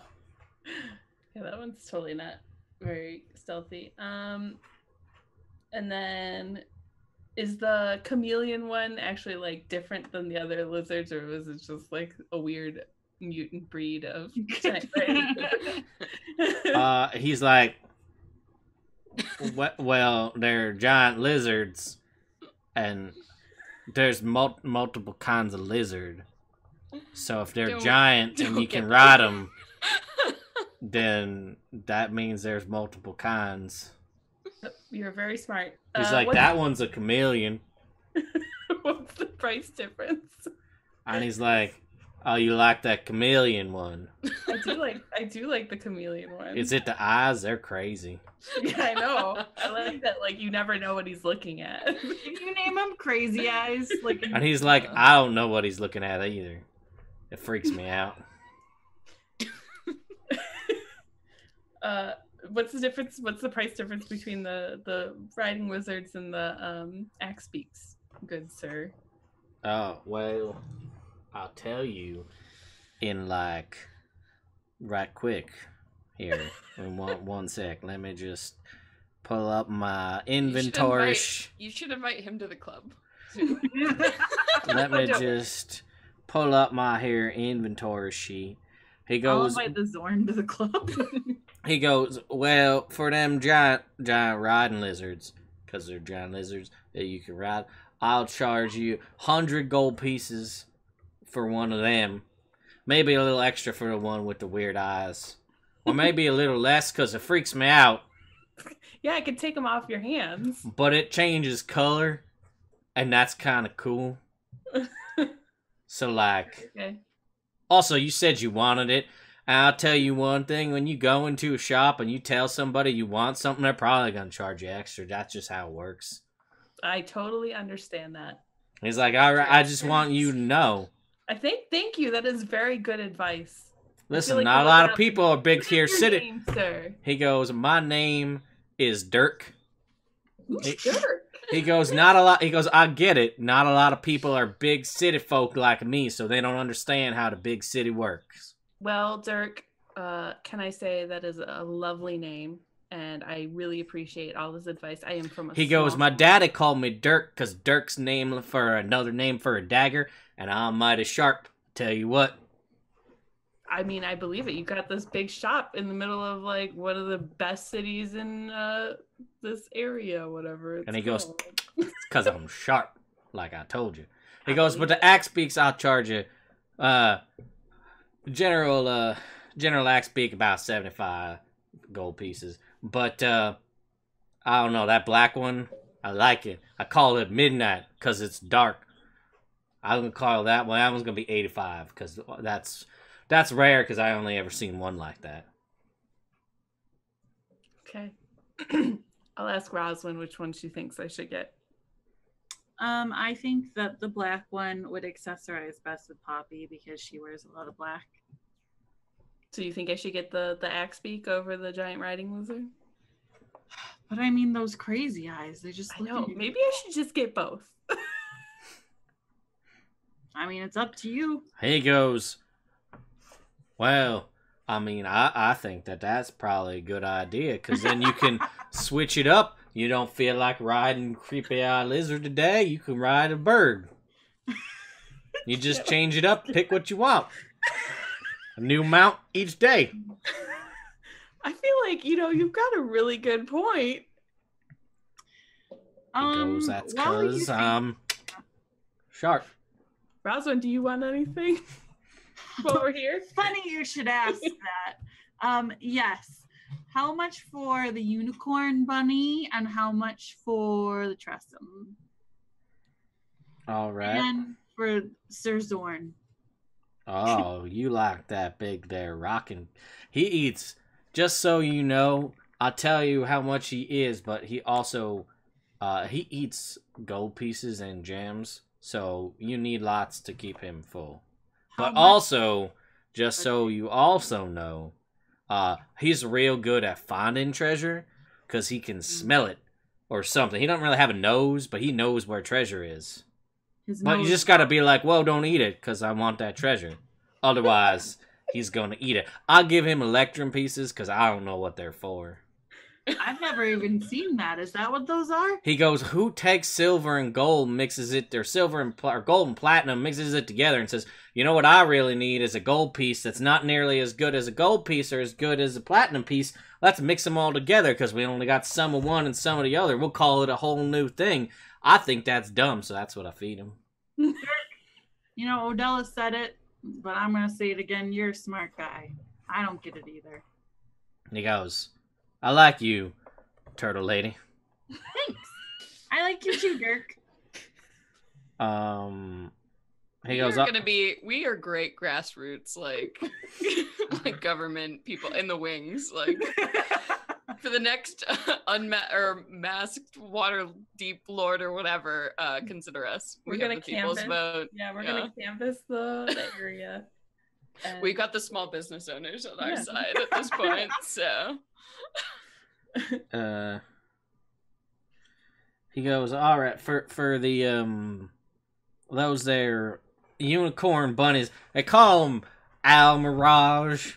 But I thought a mirage was something you couldn't see, and maybe that's why, because you're like, that bunny has got a unicorn. It's probably a mirage, or if you're from the fancy, an owl mirage.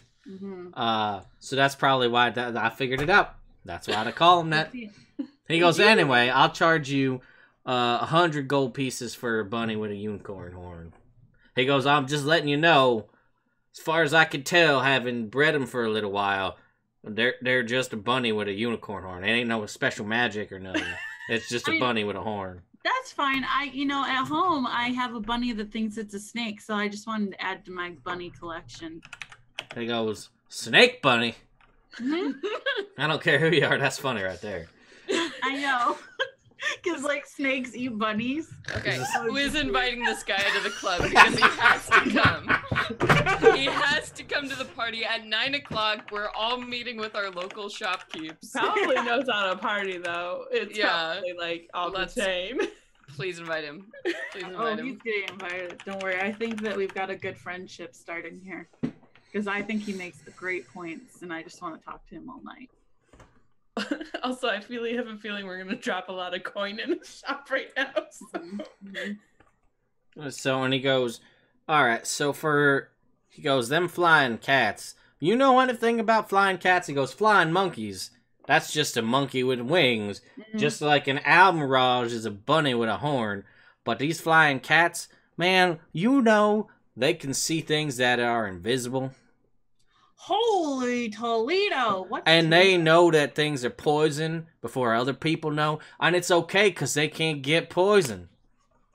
These are incredible. Also, they're smart as hell.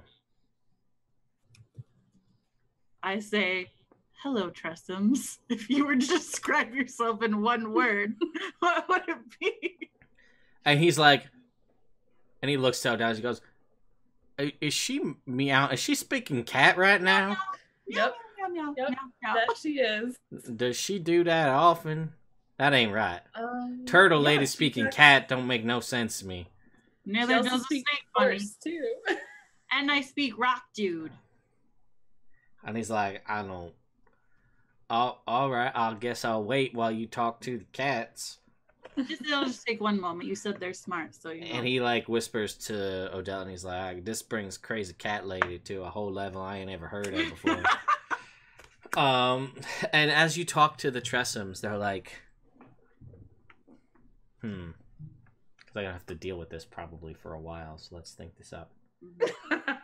Good choice, Dad. Roswin, are you thinking that this might be a good present for somebody, or is it for you? Oh, you give people pets. You don't keep them all sometimes. Well, I just know a certain person who likes cats. And the cat is just like, describing myself in one word is a bit just mundane. I feel as though several sentences, perhaps a sonnet, is more required for someone of my intellect. You know, my horse is a poet too, and I just cannot get enough Please go on. And then another one's like, oh, well, apparently we're having a conversation with a turtle tiefling now. This is very strange. And they're all like, yes, indeed. Quite. You can call me a Rirdle. That's fine. My name's Roswin. He goes, I would, but I feel that is very unsophisticated. Well, I think that's pretty judgmental. Can I please speak to a different dresser? They're all in like a big, like, this is just like, if I could describe this is like a whole bunch of like old British people like in a room, and they're like, oh yes, indeed, yeah. It's like a general consensus. They're all hyper intelligent, like, and they're also cats. Mm-hmm. So they're kind of assholes, but assholes with human intelligence. Is there one that's got like a that looks more lionish, like it's got a poofy thing? I know that they look like the naked cats, in the picture. No, they can have. I mean, they have feathers. They don't have. They can be.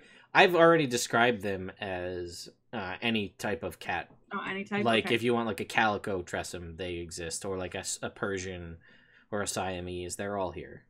Does one of them have a fancy lion cut? Like they do. Get like a Maine Coon tressum. Sure. Okay. I want you, and do they come with bows? Are you saying this with speak with animals? No, I'm saying this to the shopkeep. And he's like, I mean, I think... but don't worry about it. I bring my own. He goes, I think I got some twine. I can make you a bow if you want it. No, that's good.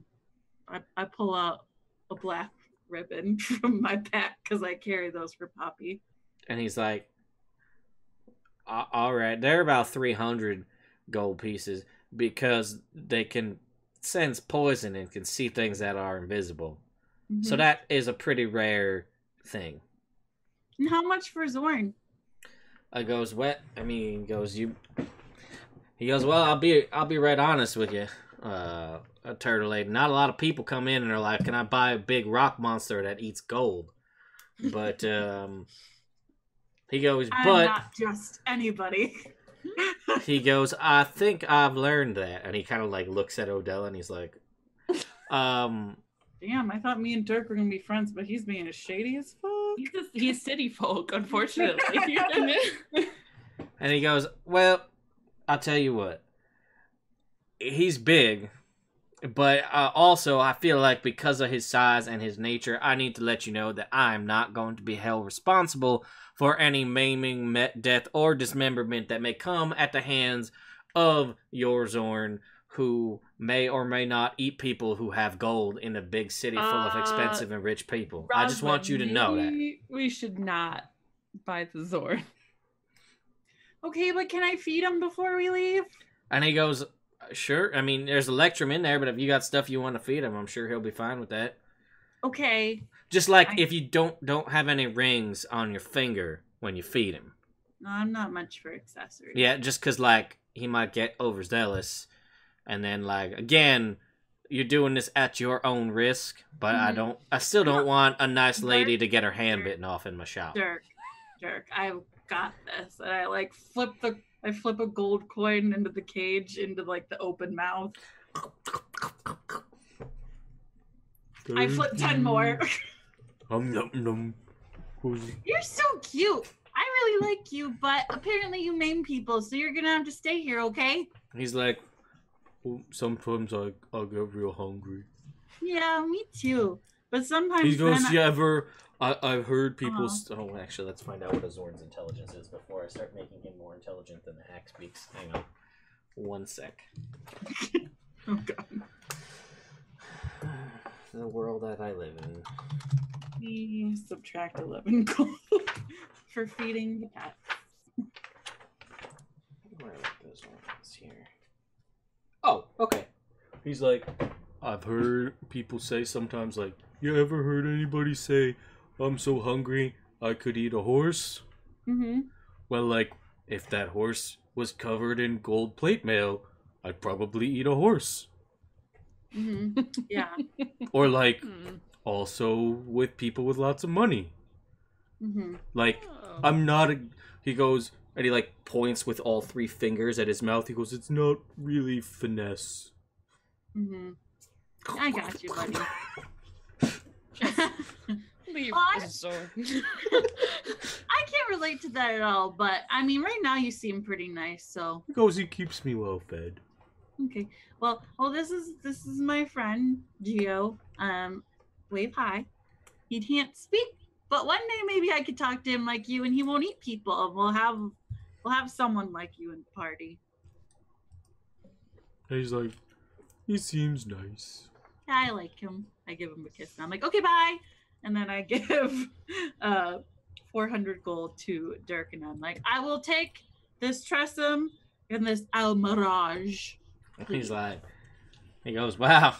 See, you keep on talking like that, people believe you're here from this big city. Although the turtle shell might throw them off a little bit, but with an accent like that, whoo! I tell you, I thought you were my neighbor next door for a second there. Oh, you're so funny, Dirk. You know, it'd be great if I could deal with that humor for the rest of the night because you just cracked me up. Do you know where we're going? Yeah. He goes, I guarantee you I do not. Well, I guarantee you, I'm about to tell you. We're going to the 3 Pearls to get lit. Do you drink rosé? He goes, I don't know. What is it? Don't worry. You're about to find out because you're coming out with us tonight. He goes, where? He goes, is that like fancy lady moonshine? Is that what rosé is? Like lady moonshine? That's exactly not that No, ladies it's- can't have moonshine, but It's beautiful, delicious moonshine for all genders. and he goes, The point of it is, Dirk, you got coin to spare now. It's time to show off up in the club. You ever heard of peacocking?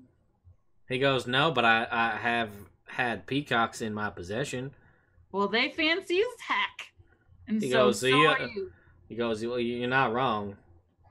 So, are you coming or not? Make me a persuasion check with advantage because you Oh, no, just help dropped me. like 500 plus gold in his shop. Yeah, while Roswin was talking to the Treesomes, Odella will be like, yeah, I'll take the chameleon and the black one. I got a 15. And he's like, all right. It's been a pretty weird day today. He goes, I had somebody came in. I had like a weird drow lady come in earlier today. And somebody bought my pseudo dragon. And somebody else bought another one of these here Tressums. And it was crazy. There's a whole bunch of them. And they're all weird looking. There's some lady, I was pretty sure, like, she needed more sunlight because she was real pale. Mm-hmm. And there's a kid who, I swear to God, he probably was 13 years old. I don't even know. And he comes in here and he's like, I really want that pseudo dragon. And I was like, buddy, you better look out because you got a lemur. And if the dragon gets hungry, it might eat the lemur. Mm-hmm. And then he was like, but I want it. So I said, all right. So this has been a weird day. I could use a drink of whatever rosé is. So sure. Where y'all going? What time you going out at? 3 Pearls, 9 o'clock. And he's like, all right, well, you're right. I got a whole shitload of gold to spend now. And he goes, and you just fed the Zorn the high quality stuff, so I'm good. I don't even have to go to him. All right. All right, I'll see you then. Nice. I put the bow on my tressum. You do. And the cat's like But you. I tie it like a tie. Okay, So it looks all right. dignified. So then it's just like it judgingly licks its paw Yeah. at you, but it lets it stay. Okay. Very Oh my nice. god. I can't wait. I cut the bottom so Can't it's wait like to meet coins this. like the top. Okay. Well, we're done. And he's like, "Oh, I mean, all right. You want a weird?" He goes, "All right. Which one of the birds did you want?" The black one. He goes, "You want Midnight and I do old want- Crazy Eyes." All right, I like it. Midnight and Crazy Eye. I almost made Celeste spit take. That's great. This is fine. And he goes, all right, so I told you it would be, what I say, 85 for for old midnight, and I said it was gonna be 100 originally, but this one can change color, so I think that's worth at least 50 gold pieces. He goes, you don't got any crickets or other weird little bug creatures that hang around you, do you? No. I kind of pull my butterflies. Oh, yeah, And he I goes, forgot about those. y'all know you know about chameleons, right? Like, they're weird as fuck, and they got weird ass eyes and they change color, but you know that they have like a real long tongue that shoots out and they eat bugs, right? You know that about chameleons, I do. right? So like, this is a big one, so it's gonna eat like big bugs. So just be mindful if you travel with like a lot of bugs, or you got like a wizard who loves casting like giant insect. Probably don't do that, because then your lizard's gonna eat them, and that's just a waste of a spell. I asked my husband about her butterflies and if they're gonna be okay. You know, I don't know their personalities because I've never spoken to them, because I do actually like Ted. So I mean, I feel like I can't say they're survivors because they're literally there to die, you know? So it's hard to say. He goes, I only say that because the other lady last week, or earlier today, she was like, I got a cricket. It's my best friend. And then she stole a cricket and didn't think I noticed, but I didn't say anything because who steals a cricket? Yeah, that's pretty rude. It's whatever. I mean, I buy crickets by, like, the bushel. I don't really know what a bundle of crickets is called, but I buy them by the lot. Would you say it was a special geisha cricket, though? Like, oh, yeah, I mean, it was the weirdest looking cricket I'd ever seen. It had a white face. It was strange, to tell you that much, but either way, so, like, I mean, if you had a chameleon and you were like, this is my very special pet cricket, that is literally just a cricket, it might eat it. Well, you know what? After telling me that, I think I'm going to pass on the chameleon because I don't want to accidentally kill Roswin. I will not have it kill Roswin's butterflies. Oh, okay. I just want to make sure because it felt like you were giving me this warning because Roswin has giant bugs that surround her staff. No, I wouldn't do that to her, but he's still the warning still stands. I get the warning. I do not like bugs, so it's actually is appealing to me. So maybe if we're like stuck in something and there's like bars and then there's like keys that we need on the other side, it could just yeah, sounds good. Okay, then yeah. So you said he was 150? Yep. 150 for Crazy Eyes and 85 for Midnight. And point of fact, are they both he's, or is one a she, or... And he goes, I'll be honest with you, birds is hard to tell. Understandable. He goes, I like them, but they got big old nasty axe-looking beaks and some big old nasty talons, and I ain't sticking my finger up there to find out, I'll tell you what. Well, we'll have Rosman ask later. And he goes, and lizards, man, fuck if I know. He goes, they're even harder to tell. And he goes, well, you know, sometimes frogs can change their gender to fit the situation. Yo, this conversation needs to end. You know what? We got some other shopping to do, but I feel like we're gonna see you later. Do you mind if I come pick these two up later? Then he's like, no, that'd be fine. I'll keep them here for you. Okay, cool. Awesome. Thank you. You have been such a great help, Dirk. It's been wonderful to meet you. We will see you at 9 o'clock. All right. I'll see you at the 3 Pearls at 9 o'clock. I'll be there with bells on. Not literally, but that's a phrase. Oh, I got excited for a second. Okay. I take my bunny and I ask my kitty to follow me. And you guys leave. Believe it or not. Yeah, I don't believe it. So that happens. Yep. Let's go meet Leo. I really kind of wanted to talk to the imp, but then I was like, nah, we don't need an imp. They're tricky and they want to screw you all the time. Yeah. Not like that, but Can we otherwise. do a quick run by of those potions? Yeah. So you go to a potion shop, as you're heading your way over, looking at, and you're in the south ward where the old monster shop is, and you find here, let's see, they're an apothecary. Doesn't matter. We're gonna call this the old potion shop, and then it's crossed out, and it says the new potion shop on the sign, and you go inside, and it's basically a vending machine that just doles out potions. Oh man, There's no human interaction at all.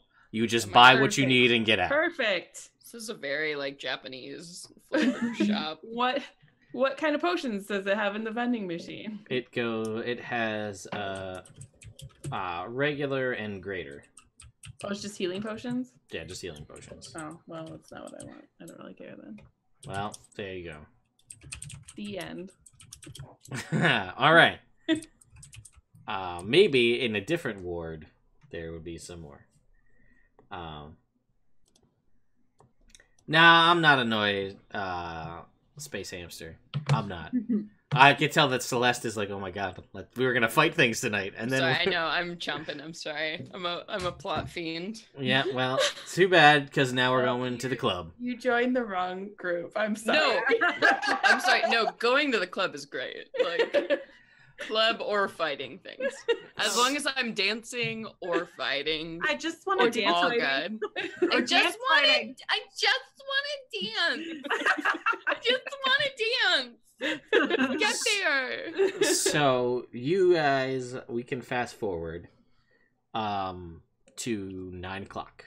We'll say you've already talked to Alyssa, however, that was determined, and she knows to meet you there at 9:30. Oh yeah, with a note or something. Like send her a fantasy text. So Sure. a bird or whatever. Whatever, yeah, we'll say that. You know. So you guys, the three of you meet at the club. I guess we'll say you guys are outside. Leo, you're there, and you see Odella and Roswin walking up. Roswin is got in her arms a bunny rabbit with a unicorn horn, and flying behind her is a cat with wings. Leo, I bought you a present. What is that? What? Which one? Wait, what? No, not that. What is that gorgeous creature behind you? What is flying suspended in the air? What is it? What do I see? What's happening? What's it doing? Calm down. Whoa. This is a Tressum. He is a flying kitty cat. And I named him Gentleman for now, but you can name him whatever you want. I put a tie on him. Gentleman. And he is for you. And he can see invisible things and detect poison. And he's super smart. Whoa. Okay. Is it suspended in like midair, or It has wings. Yes, it's Okay. fine. It can fly. So what's it doing right now? It's like, was it on your shoulder or was it flying behind you, Katie? No, I thought Rosalind. he was too dignified to rely on me. Okay, so he's flying, and he sees you and hears this conversation, and as though it understands the common language that is being spoken, it like flies over and lands on your shoulder. I think Leo just turns his head over and he's like, oh my god, I mean, you're beautiful and I totally respect you and all your choices, but thank you for being here. And what's your name? I mean, you're a cat, you can't answer that. Can it speak common? I look It over at can, Russ. but it seems to understand common, Okay. because it can understand common, but it cannot speak it. So And it looks like a tiny lion. It looks like a tiny lion with feathered wings. And I sent you the stats. I don't think Leo knows what to do. I right sent now. you the stat block via text. By the way. Okay. Husband's like, Leo, can you please get yourself together because they're really judgy and I just Okay. don't. No, yeah, I mean, no. Listen, man or lady, and I level, like I go eye to eye with the cat. I'm like, I will take care of you no matter what happens. And the You're cat awesome. Wow, that's so precious. and the cat like nods at you, and it's just like, Like there's a seemingly like, all right, I'm in for this, but like in an asshole cat way. But it's like you're totally not. respect it. I Yeah, totally respect it. Like I see myself in this cat. He like just places a paw on your cheek. And I do not, I like vaguely touch it, but I like pull my hand away because I know cats don't like that. And it's I'm sort like- of like with it like takes its paw and like crosses it like almost in like a weird like a bowing motion across its chest, like oh my god. like no, I that's do it this is okay, human. Okay. I'm like, you ready to go clubbing, bud? And it's just like it's just a solemn nod, like. Yes. I go, fuck yeah. And then I swag into the club, and I turn back to Roswin, and I'm a little misty-eyed, and I'm like, thanks. You don't have to say anything. I understand. This is really cool, but I don't want to embarrass myself in front of this like really cool cat. I needed to get Leo a pet. Mm. That's the Mm. goal here. Pets are what make life rich. Wow. Leo has never had a pet. He's never lived in one place long enough. So he's Aw. like, he doesn't know what to do. But he brushes himself off and dusts and goes into the club. Got a club now. All right. Yeah, you are in the club now. What about the rest of you guys going in? Yeah. Do we see like the people that we invited? They're not here yet. Okay. Also, is there like a bouncer for the club? Is there like a guy? I would say yes, but I'm gonna say no because you guys just got all these freaking pets, and probably most clubs are gonna be like, "Fucking no, that's unsanitary." But the Three Pearls is okay with it tonight. Tonight's Yeah. bring your familiar to the club night, I guess. Yay! It's theme night. Second question: is there a VIP lounge? Of course there is. And how much is it? Can we get in? Yeah, yes, you can Wait, because you let's have. not spend money. Let's do our thing. Okay. Charisma people in the house. I know. That's So not there are specials nightly. There's good food and dancing girls. It's okay. That- I want to get everybody seated and like cool. I'll lean over and talk to the bartender. So, what do we have to do to get one of those sweet booths in the back? And he kind of like looks you up and down, and he's like, Give him a wink. "All right, I'm being very charming. make me a persuasion check." All right. I'm gonna roll your dice again, Ted. I'm gonna guidance you in the butt. Oh yes. Okay. All right. That's a 26. Plus some other thing. Plus Oh, One. D4? Is it? Okay. Yeah, so 27. 27. I'm being flirty. I'm like pushing my pecs up. Pushing your pets up. Yeah, sure. As most males do at the bar. So I got nice pecs. yeah, hey, I'm not denying that. So use he your can. assets. Let's see. This guy will say, yeah, Does it's my cat make a sultry look? yes. Yes, I love my cat. You could say that he's your wingman. Okay, that's his name now. Wingman. Change from gentleman to wingman. It's I like wingman. it. I like it. That's my cat's name. I okay. ask my cat if that's okay. And it's just like it seems like it's all right with it. All right, his name is Wingman. Okay. So the bartender's like, well, I don't know. You guys look like looks like you can easily afford it from your dress and your attire and the fancy ass pets you brought in here with you. So, I don't know. How many's in your party? I've got some company coming along. Folks coming and going. You know how it is. We're really popular. He goes, oh yeah? Who are you guys? You're so popular. Oh, maybe the potential saviors of Waterdeep, but we don't like to brag about that too much. We're at the council meeting or whatever. And he's just like, all right. We'd really appreciate it if you could just give us a nice spot, and I slide over 2 gold pieces, just like, you know. And I'm sure we're also generous tippers. If you haven't noticed by all of the animals behind us. And he's just like, all right, I'll see what I can do.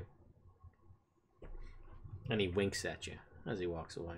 Cute. He's like a mid-20s, like half elf. It's got like a little like 5 o'clock shadow that he might have been growing for like a day or two. A little more on the elf side than the human side, but and then he walks. Leaves, goes into the back room. You guys are there in the club, and there's a band playing, and it's a club, but it's still with instruments, right? So it's not like adds like crazy techno beats nightclub here. Oh, somebody's not like magicking a band. No, Nobody's like prestidigitating some techno music. Nah, because you can't do that with prestidigitation. Oh, you can make sounds. Yeah. Yeah, But not like music. Basically, you could have like 15 people make like a soundboard and have like weird electronic. Just Preston, a whole band. Or It's five a gnome band. or 5 people instead of 15. You could do it once and find a Kenku And just have and have them beatbox. beatbox. Oh man, Kenkus would be so good at beatboxing. Why has this not happened? All right, so that's a reference for a future wait, place. is the band all crows and they're called Turning Crows? They're all Kenkus. Oh man, Is that... that is definitely a band now in universe somewhere. They're all Kenkus. I'm sorry, I'm dying. Oh my god, I like it. I like it a lot. Let me see. Give me 1 sec, guys, while I grab my other notebook that has my list of D&D band names in it. Hang on. 2 seconds. Oh, look, Ted's getting notes. Oh, and the band is good, though, by the way. They're not bad. I remember from the Out of the Abyss one, got a UNT Pureblood, and he was part of Less Than Snake. All right. What about White Snake? Well, there's so many options. All right. What's this dude we're I guess after maybe in the plot that one might have? Veram? He Yeah. could be the leader of White Snake. Let's see here. Where's my list from when we had the Battle of the Bands? It's in here somewhere. All right. So, okay. Oh, they're in a different universe, but they could be in this universe too. They're cross-dimensional, cross timelines. So, yeah. All right. You know what? Fine. I'll give you this one, because it's a callback. So, the instruments that are being played are bizarre to you. They don't seem, especially to you, Leo, who is a fan of music, right? Yeah. These are not like guitars or violins. There's drums, obviously, but there are like 19 different drum hits. There's a lot, and a bunch of cymbals, right? So this is like a Neil Peart setup, right? Like this is Nice reference. Yeah. So there's a lot. Yeah. But anyway, so that's going on. But then there's a lot of like weird. Oh, I changed my mind because I decided that this is what the band's going to be. So there's that. But then there's like a handful of other people, and they all like, they're weird. They've got to be some sort of weird gnomish technology that's like on a level that which the normal brain cannot comprehend. And there are a series of keys. One of them looks like a keyboard, like a piano, but it is basically a keyboard. And then several of them look like dials, right? Like knobs and things that don't make sense. And then there's also somebody with a guitar. And then there are 2 large rectangular structures with circular things within them that seemingly are hooked up via cables to these things that are pulsing with arcane sigils. Whoa.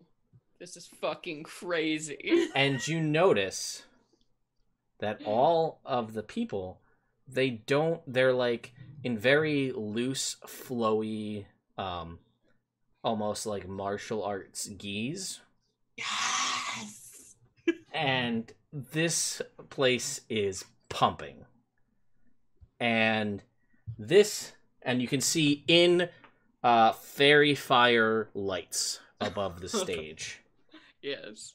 This is Daft Monk. Yeah! I knew it. I knew it. We're up all night to get lucky. Chugs a beer. Leo chugs a beer immediately. This Doesn't even know where he got it from. He just chugs You the just beer. found it.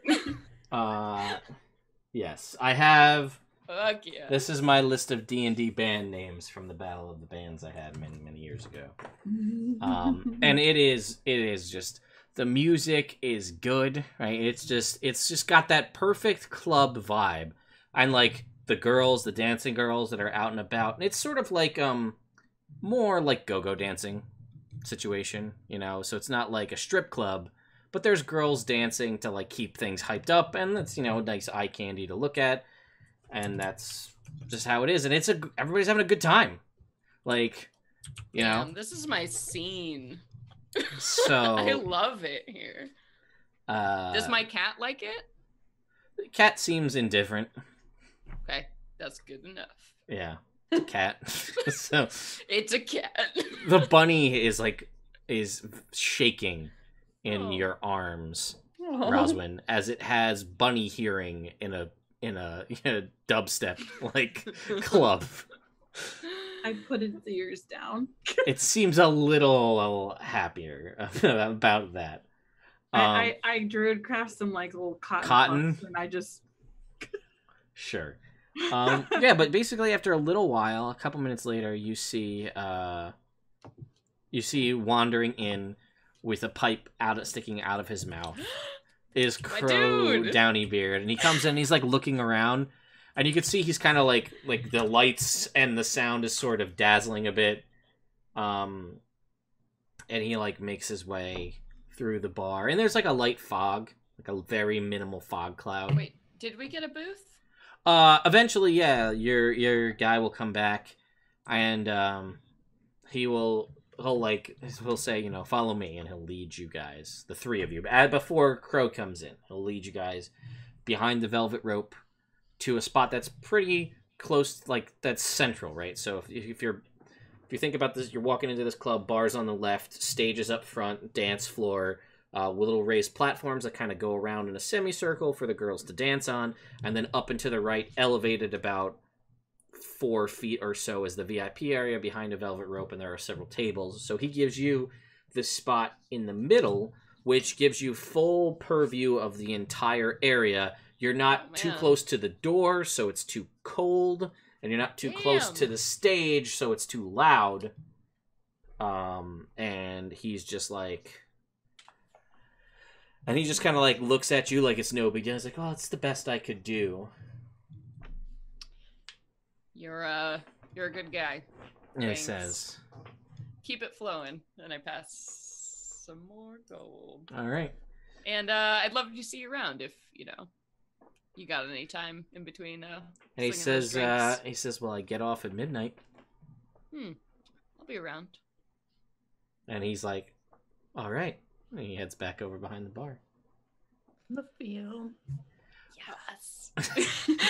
Depends on this thing with Alyssa goes. I might have to deal with this conflict of schedule. Maybe she's into it. That's Why like not? Leo's like whole. All right. So, eventually you see like he's seemingly put off by the music a little bit, as you get the feeling that Crow Downybeard is like listen to a nice like Celtic fiddle in like a nice Sure. pub with some pipe weed. And he walks over to you and he's like squinting under like the blazing fairy fire and things. And he makes his way over to you, and he sees you now with a cat, a weird turtle tiefling. Not weird, but just that's not normal, right? To see a tiefling with a turtle shell. Sure. And then Odella, who is the normalist, I guess, as far as the female members of the party go. Odella has like club clothes on. Okay. Oh, right, because she can change her clothes. Crop Yeah. top. She's got like the glow in the dark bands on her wrist. Sure.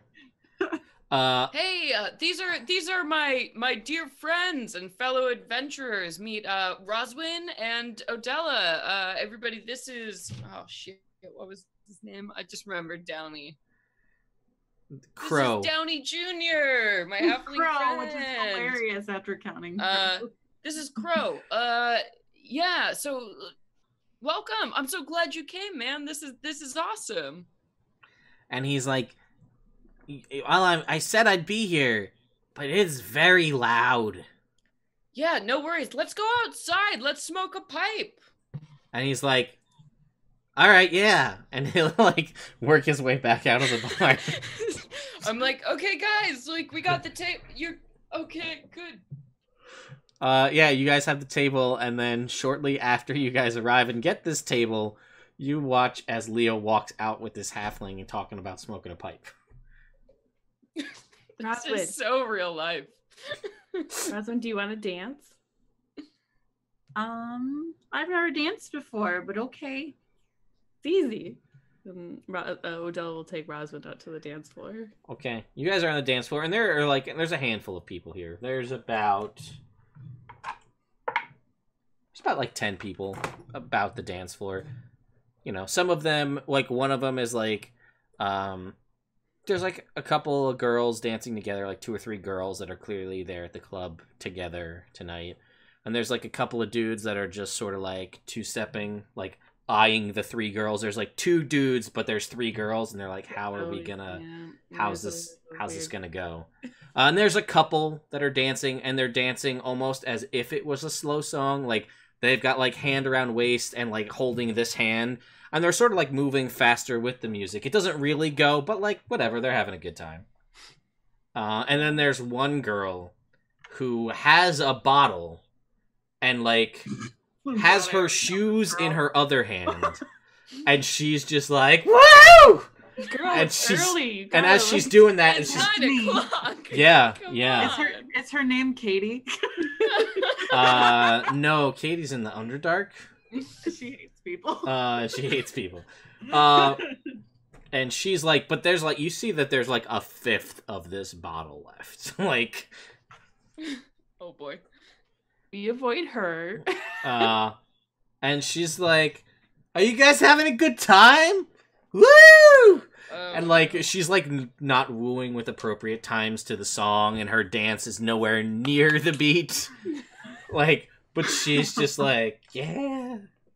And she's like, and you guys walk away, she's like, oh, we're not, okay, all right, yeah. And she like just keeps going.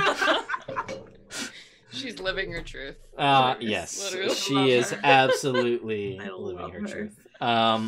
So yeah, Katie, Roswin and Odella, you guys go out dancing. I want to try to do like a break dancing, like turtle shell spin. Make me a performance check. Oh god, guidance, I need it. Oh, that's not bad. That's an 18. So picture 1986 Teenage Mutant Ninja Turtles cartoon intro where Michelangelo is a party dude, like spinning on his back. That's you right now. It doesn't. It goes okay with the beat, but like this is like Odella's like, Roswin, let's teach you how to dance, and Roswin's like, nope, I got this. Breakdance spin.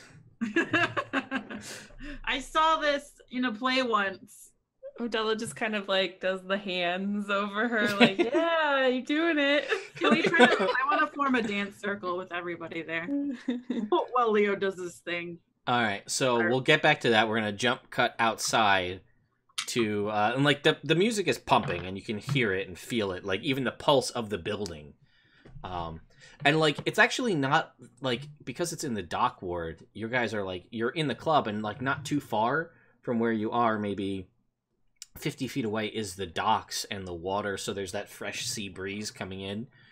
And you guys are outside, you can feel the thrum of the music. But yeah, and he's just like, this is much more my style.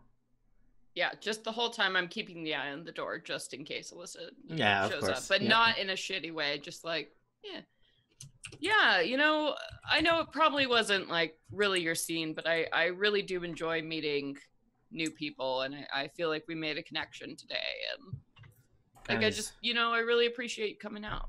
And he's like, well, I do appreciate it, but like as I said, this is a little late for me. Not my typical fare, but you were a genuinely intriguing and complimentary customer, and you know, everybody nowadays, most people seem like they're in such a rush. Everything's so important. Everybody's got to get where. Nobody has any time to just sit and talk, and Right. that really took me, like it resonated with me, and you know, here I am. Yeah, and I think something that's interesting too. I mean, you know, people get older and they get settled in their business, but every once in a while, you know, do something crazy, come out to a club that maybe isn't your scene, like experience something new. Like, feel like that was sort of a, I don't know, like a gift moment we had. Like, it might be weird and we'll probably never see each other again, but this was like really cool, you know? And he goes, so I don't care what you said before. You are quite the scholar, good sir. And you'll see he'll pull out from like his inside pouch like this worn leather pouch, and he'll pull out his pipe, which is like a scrimshaw pipe, so it's pretty fancy. And he'll be like, shall we? And he'll like open it up, and you can see that there's like, and this, like, the pipe weed that you picked up, and he's like, this, for the one time I'm gonna probably go out in a year, I brought the good stuff. Oh man. Yes. Friend.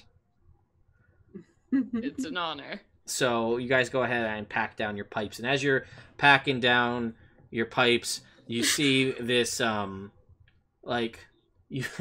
you see somebody walking in, and it's a bigger dude, about 6'3". He's got like freshly cleaned work boots, and like just peasant, like, you know, regular black peasant pants, and like a white shirt with like a black sport jacket over it and a black tie, but there are no sleeves on the shirt. Whoa. And he's a pretty big dude, and he's got like a little bit of a beard, but it's more like a Van Dyke than like a full beard. But there's still some like scruff out here. And yeah, he walks right into the club, and you see, like, when he gets close, the music is a little loud, and then he just kind of like shrugs outside the door, and he's like, all right, and he walks inside. Cool. Well, I want to give a respectable amount of time to this halfling, and then maybe like be like, you want to come back inside, or like, how you feeling? I don't want to disrespect this NPC I invited. You guys light up the pipes, and man, it is smooth. Like, oh boy. Like, you feel you are like so chill right now. Oh, yes. Like, I'm in the chill party mode. Zen. Yeah. I'm communing with Malil. Yeah. Like, this is... It's just like, and you're just sitting there, and you're just talking, the fresh sea breeze is coming in and keeping you guys just energized. And you realize, too, that the reason why the Three Pearls is probably so good is because that blast of fresh, salty sea air when you're stumbling out of the club at midnight or later and you're a little bit drunk is a good way to kind of like pick you up a little bit and keep you from passing out in front of the club. For sure. And man, you are so chill. I'm alive. And this is the best. I see that, Mrs. Powell. I will get to that in half a sec here. And he's just like, you know, sometimes, it's funny. I sit in my shop all day, and I sell pipe weed to other folks, and, you know, occasionally I'll have a smoke here and there, but sometimes I never take the time for me to just sit down and really enjoy the good stuff, you know? And I feel like that's like a metaphor or something. Like, you really need to take time for you, because if you don't, no one else is going to take time for you. You got to take time for yourself. Does that make sense? No, it's so true. It's sort of what I live by, man. Like, It's like, that's awesome. and I hope I'm gonna remember this night for a long time, and I hope you do too. I know I just met you a couple hours ago, but like, thank you. And he's like, no, man, thank you. This is like, it's just like, this is some good stuff. Yeah, I hope I don't die, and I hope I get to come back. But if I do die, I'm real glad my last time in Waterdeep was spent with you, man. And he's like, dude, that's real deep. Okay, we gotta stop having this stoner conversation. And then, and he goes, here, man, like, I want you to have this. And he reaches into, like, his other pocket and pulls out this, like, really old, beat up, like, cigar case, like, wooden cigar case, about this big. And it's dinged up and it's old. And when you look at it and turn it over, there's an arrowhead still embedded in it. And he's like, man, I know this is weird, but, like, this is one of my, like, this is why I stopped adventuring. Because, like, all my party always made fun of me for being that guy who always got a little too into the leaf. And, like, man, if I didn't buy this before our last adventure, man, this would have gone through my heart and killed me. But this cigar box stopped that arrow. And that shook me, man. I said, this is time to get out and just go into business. And he goes, and I'm going to give you this because maybe one day this box will save your life. Thank you. I mean, that's incredible. Leo starts getting misty-eyed because he cries a lot. That's really... Thank you. That means so much. And I hope I gave you something tonight too. And like, don't forget, you know, take the time to enjoy where you are. And he's like, you know what? I will. And anytime I smoke this, man, I'm gonna think of you. And man, I'm not a religious person, but I'm gonna pray to whatever gods are good and hope that someone out there is looking over you, because we need more people like you in the world. Hey, I'm gonna do the same every time I tap this supply. And he's just like, thanks, man. That means a lot. Okay. And he's like, go inside now. yeah, and he's like, I'm just gonna hang out here for a little while, I think, and then I'm gonna head home. Is that cool? Yeah. No, you do you. I've got a few people to meet that I can't really keep track of. There are a few. And he's like, man, thank you. just take another drag and just calm down. It's all good. Okay. Yep. Don't stress, my man. Okay. And you head back into the club. And as you do, though, from smoking the, like, supreme Downy Beard Elite Reserve, you now have 10 temporary hit points. Whoa! I'm immortal. And I believe that. At least you think so. Someone make sure she doesn't jump off the speakers or whatever. Yeah. It'll be fine. And so you come inside, and you see, like, on the dance floor is, like, Roswin is, let's see, so you were planning to get people into a dance circle, even though you've never danced before? Well, I wasn't planning. I wasn't like, let's form a circle. She was just like, I'm going to do my thing. And then I want people to go around as they do, you know, when someone's really good at dancing. Oh, yeah. Well, eventually, while this is happening, Leo is outside. Dirk comes walking in his like tuxedo with no sleeves. That guy? Yeah. And he's just like, Man, it's loud in here and it's bright. And he's like on the floor and he's like, yeah. Because he sees you guys on the floor. Yeah. And he comes walking. He comes walking up to you guys and he's like, what's up? Hi, Derek. He's like, Adela has like cast light on some like rods and she's like doing like a rave Yes. dance. and he's like, man, that's crazy.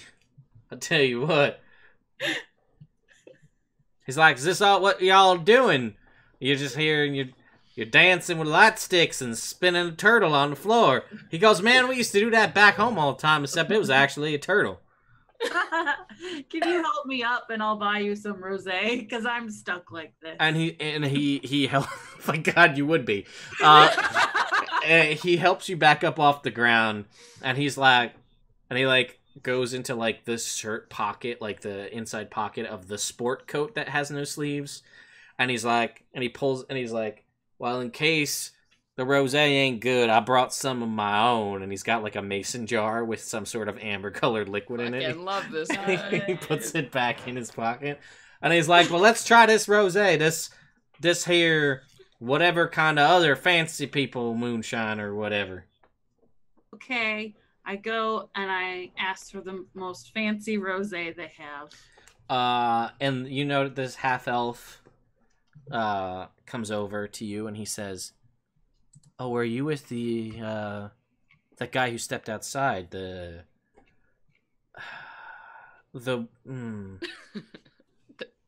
cute one with the lion theme kind of going on. Yeah, that's Leo. He's my buddy. And then he says, oh, then here. And he just hands you a bottle of, like, the most expensive rosé. And he's like, but can you, but like, can you tell him that I did this? Like, that, make sure that he knows that, like, that Chad behind the bar hooked you up with the rosé bottle. Oh, no, Chad. I will do that. And here, that's for you. And I slapped down 10 gold anyway. Osmond doesn't know what to do with money. And Dirk's like, hey man, I like your beard. It's coming in real good. Oh. He goes, you keep at it. It looks good. And Chad's just like, okay. Ew. This is weird. Let's go over here. And I pop the top off of the rosé. I'm like, open up your mouth, Dirk. And he's like, well, that ain't the first time I heard that. All right. Oh. And I pour it into his mouth. And you're going. And you're going. And like you're at the bottom of the bottle. Dirk, you drank all the rosé. And he goes, oh, and he like stands up and he like just is like, He's like, that's a lot of, there are a lot of bubbles in that. Since you drank mine, can I try some of the stuff you brought? And he goes, oh, for sure. And he hands you this mason jar, and he's like, it's all bubbly in my nose. You're silly. And I open it up and I take a big glug of it. Make me a Constitution check. Oh God, it's like pure moonshine. Constitution saving throw. Oh, saving throw. I don't know if that's any different for you, but I think it is. No, that is a 9. You make like the most stereotypical white girl or Sean whiskey face, where you're like, oh, that's my vodka face. It looks like this. That's what it looks like. And he's like, it goes, that never gets old. He goes, don't worry, it grows on you. You give a couple. I don't believe you. Odella will walk over and be like, oh, is that for us? And she'll take the thing of moonshine and she'll take a drink of it too. Yeah, make me a Constitution saving throw. I just want to see if she can do better. Probably. That is 20. Oh yeah, it's strong. right? I mean, it warms you up. You get that whiskey warm, like that hits your stomach and comes back up, and your whole insides are warm. And Odella just takes it and is like, yeah, that's pretty good. And he's like, "Hey, man, this ain't your first time with the shine, is it? I tell you what." He goes, "I should have expected anything from somebody who would go ahead and buy Crazy Eyes." You know, I mean, grew up in a small town. What are you gonna do? He goes, "I tell you, I know, I hear you." He goes, "I like you. You guys you spend a hell of a lot of money, but you're also fun." We try. And you come in, Leo comes in to Roswin dumping a bottle of rosé down this hick's throat. Like, I love it. And then you walk over and see the exchange of the moonshine, and that's where you come in. Do not interfere until it is the end of that. I'm like, oh, could I get in on that? That looks amazing. And he's like, "Shoot, man, yeah, get in on it." I would like to cheers everybody. Maybe I'll pour a little bit and some, whatever. And I'm like, hey, we haven't officially said it. We've been together for a year or something. 8 months. That's what you said. To the Belladonnas and killing some dragons or whatever.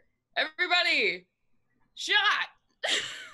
And then when you say that, the music's stops for a second and then picks right back up, and then you see people coming out and giving the band shouts too. Yeah. And the band's in on it as well. I'm raise my glass. Yep. I'm also Shots. Dirk, Leo, Dirk. You guys know each other now. Pleasure. And yeah, he shakes your hand, and it's a big, strong, just country boy grip. I shake it right back. And he's just like, "All right, yeah, this is a party." He goes, "We don't kind of have these ones back where I'm from, but if this is the kind of parties they throw in a big city and I've been missing out on them all this time, shoot, man, that sucks. I gotta get myself in." He goes, "Damn right I am. Let's get in on this." The past, live in the moment. He goes, and "Yeah." Leo isn't a bro, I promise, but it's not coming off. Oh, we're all broing out right now. Yeah. It's okay. We're all broing. Rosalind kind of looks at her shot of moonshine that she has poured, with the face that says, "I don't want to do this. I don't want to do this," and then she does it. Yeah. It's fine. The second time around, it's not any smoother. You're just a little drunker, so it's fine. Easier. Yeah, it goes down a little smoother. Yeah, and you guys keep drinking, and things are good. And Roswin, do you tell Leo anything?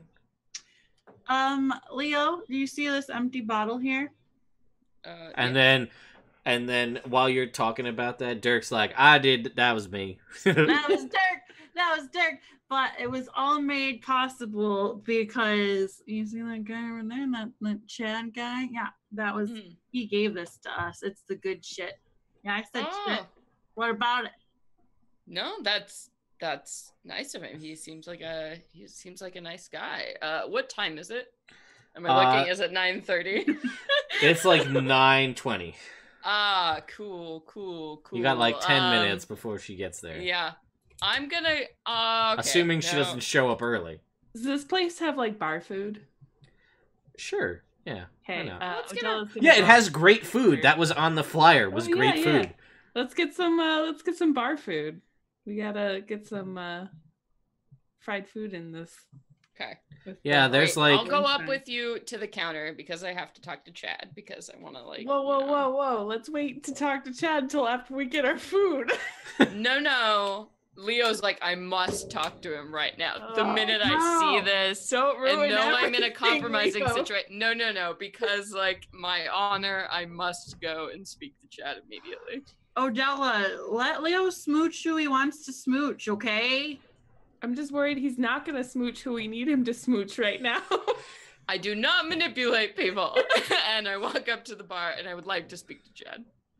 And Chad puts his elbow on the bar about 2 feet away and slides along the bar towards you. As do I. I slide into him. I'm like, Chad. And he's just Thank you.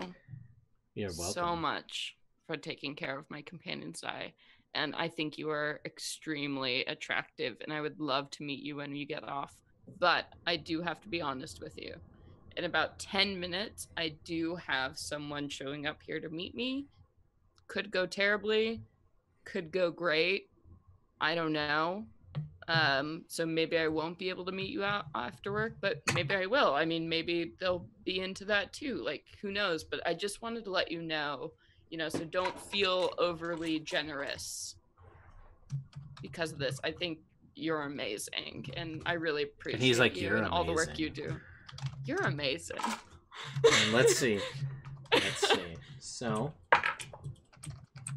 I and he's need to like, be well, really and he's honest. just like, let me know how it goes. I might be interested. I hope she is too. Because you're great. And I would like to grace his hand lightly and then head back to the table. Okay. And as you guys head back to the table, like as you're like, Chad, I want some food. yes, as you guys are making your way back to the table, like Leo comes and sits back down, or you guys are like hanging out, and Dirk's just like, he's got just a big old smile on his face because he's got that rosé drunk going on right now, and that's just a happy ass drunk. And It's he's so just like, good. Cheers. and he's Cheers. just, and he's just like, you guys come back, and then they sit down, and Odelia like, but where's the food? And then like as you're like, oh shit, we gotta go turn around and ask for food. As you do that, there's like a server coming out with food, and it's just like nachos. Yes. Yes. Fried pickles too. And then That's there's it's like a lithe elven woman. She's one of the dancers who also works here, and she's just like, and she like slides the nachos on the table, and she winks at Leo and says like, these are from Chad. Such a good guy. Yeah, and they are just like, they're like cheese and olives, and there's like some peppers, and I'll be nice and say they didn't throw meat on top of it because Rosalind's here. Nice. She's too drunk. She wouldn't notice. Okay, then Oh there's no! then there's totally meat on. There's totally like hamburger meat on The here. sober vegetarian. Yeah, so there's totally these are like meat nachos. There's like hamburger, ground I've meat. on never top. had food that tastes this good before, guys. Also give the dancer lady like 3 gold before she leaves. And So she it's winks like at a you. tip Oh yeah. And walks away. well. Odella will wink back. Yes. This party. It's gone cray. Although Rosalind's probably not happy about that if she sees it. She's eating food. She's distracted. Good. Pygot's also eating food with you. Like, just She's like getting like the best chip, that has everything on it, and like Yeah, feeding yeah. it to Pygot. Aw. And the little bunny's in your lap, quavering like. How's my cat doing? Your cat's just like, whatever, man. My cat is the coolest. Your cat is a cat. Wingman is the best. Cool. Does Alyssa ever get here? Yeah. She ditch me. No. I was like, yeah, did you get stood up? Did I? I mean, I live with it. Like, I get it. No. People are So listening. while you guys are there, eating nachos at the table, and Dirk is just laughing. No one really said anything at this point, but he's just like somebody said something, and he's just like, oh, that's funny. All right.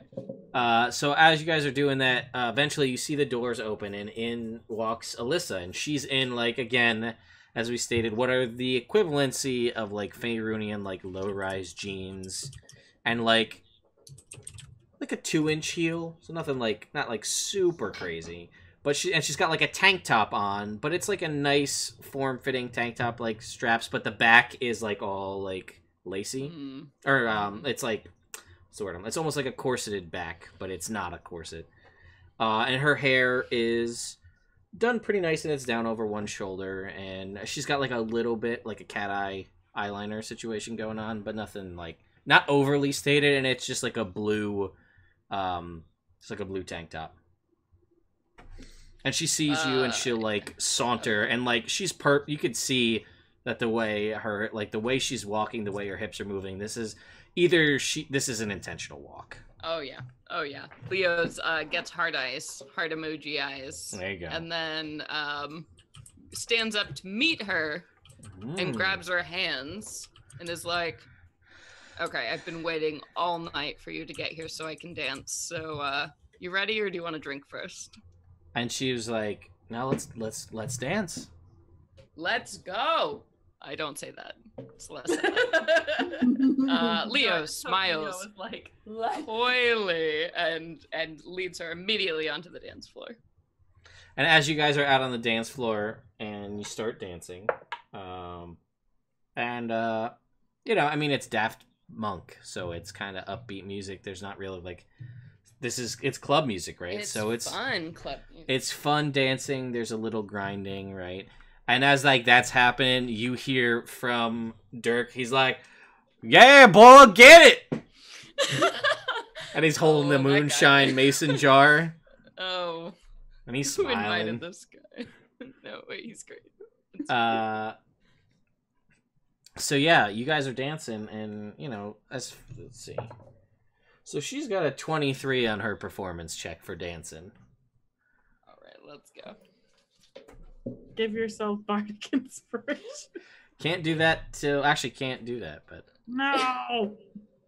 Okay, that'll be a 22. yeah. So she's like a slightly better dancer than you, but she's a girl. I love it. So yeah, and she definitely is like waits for the opportune moment when the bass drops. She also drops. It's very sexy. I'm dying. It's a Leo's dying. And like you're not sure if she always dances like this, but you get the vibe from the way she was. Even though her outfit was very revealing at the clergy, she was very much formal in the way she was. So you get the feeling that she could very much like this. Just may be like she like is used to this kind of thing and just lets loose, and like this is her jam. But in the moment right now, you think this is just because it's you. So yeah, Leo would. Of course he would. Because I'm amazing, and whatever. Yeah, so dancing is it's going well. And yeah, she's like after like 2 songs go by, the band goes, they're like and they all kind of like stand up and they're all kind of like prayer hands and they're like, so we're gonna go on a little bit of a break here real quick. We just need to get more drinks. And those nachos looked real good, so we're probably gonna get some of those. But yeah, we'll be back in a minute and we'll start right back up. And Daft Monk heads off stage to go get some drinks and some nachos. And then like house lights stay off. But there's still like there's like ambient light and like the fairy fire lighting is there. What do you guys want to do? I feel like I've been monopolizing things a bit. I love it. I mean, part of me is like, I want to meet the band and be friends with the band. But then you're best friends with everyone. No, that's my thing. But then part of me is like, I want to take my bunny home. Yeah. I mean, I'm totally content. Like, if you're good, like I'm gonna, dance, do drinks, and get as far as I can with both Alyssa and the bartender, if that's an option. If not, weasel my way out of it, go home with somebody, and then meet you guys in the morning and head off for adventure. Where were you guys staying? We didn't really decide on that. Nope. I'm staying wherever one of them is staying. Where did we stay last time we were in Waterdeep?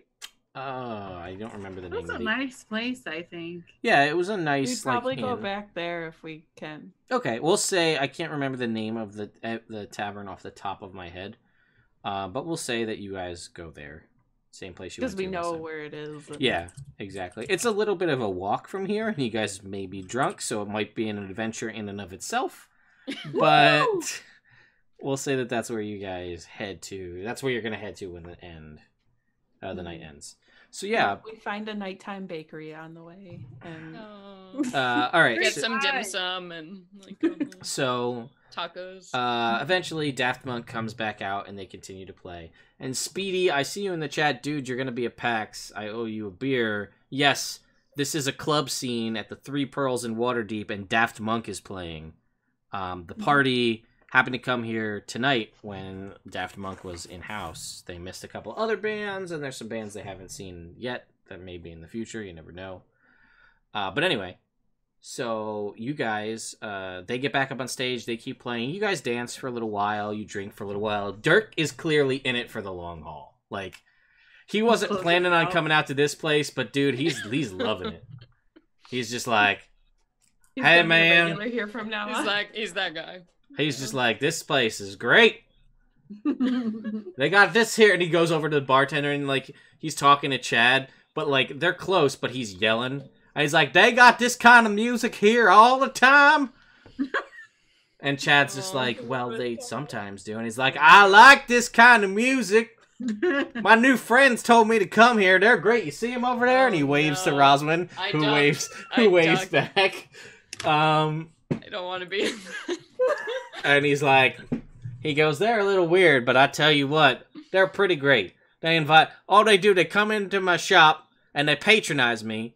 And he goes, no, I mean, like, they bought stuff. They were patrons in my shop. I was gonna say, we didn't patronize. And they literally patronized my shop. So that was good, because they came in and they were patron.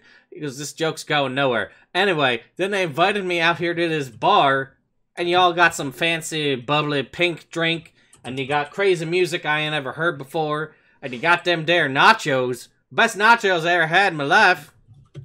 He goes, we didn't really have a lot of nachos where I was coming from, though. The chips makes it the hard part. We didn't really have chips. What is those things? Is that made out of corn? Oh my god, stop talking. No, go on forever. And he's like, all right, man, you're good. Have a good night. You know what? These ladies are great tippers. They bought a lot of stuff from me here. And he slaps down like 20 gold on the bar and walks away. And he comes like stumbling, like he stops himself on like a post. And he's like, all right. What are we doing now? What's going on? This is I'm having a good time. I like all you. And he's like, you notice that the moonshine glass is very low. Yeah, but basically you guys dance and drink for a while, have fun, eat a lot of food. Make me a persuasion check, Leo. As you're working your moves on Alyssa. The two-way angle? Yeah, we'll see. We'll see what you can discern. I'm gonna use a luck reroll. Sure. Cute. Okay. Alright. Persuasion, you said? Yes. Oh boy. 23.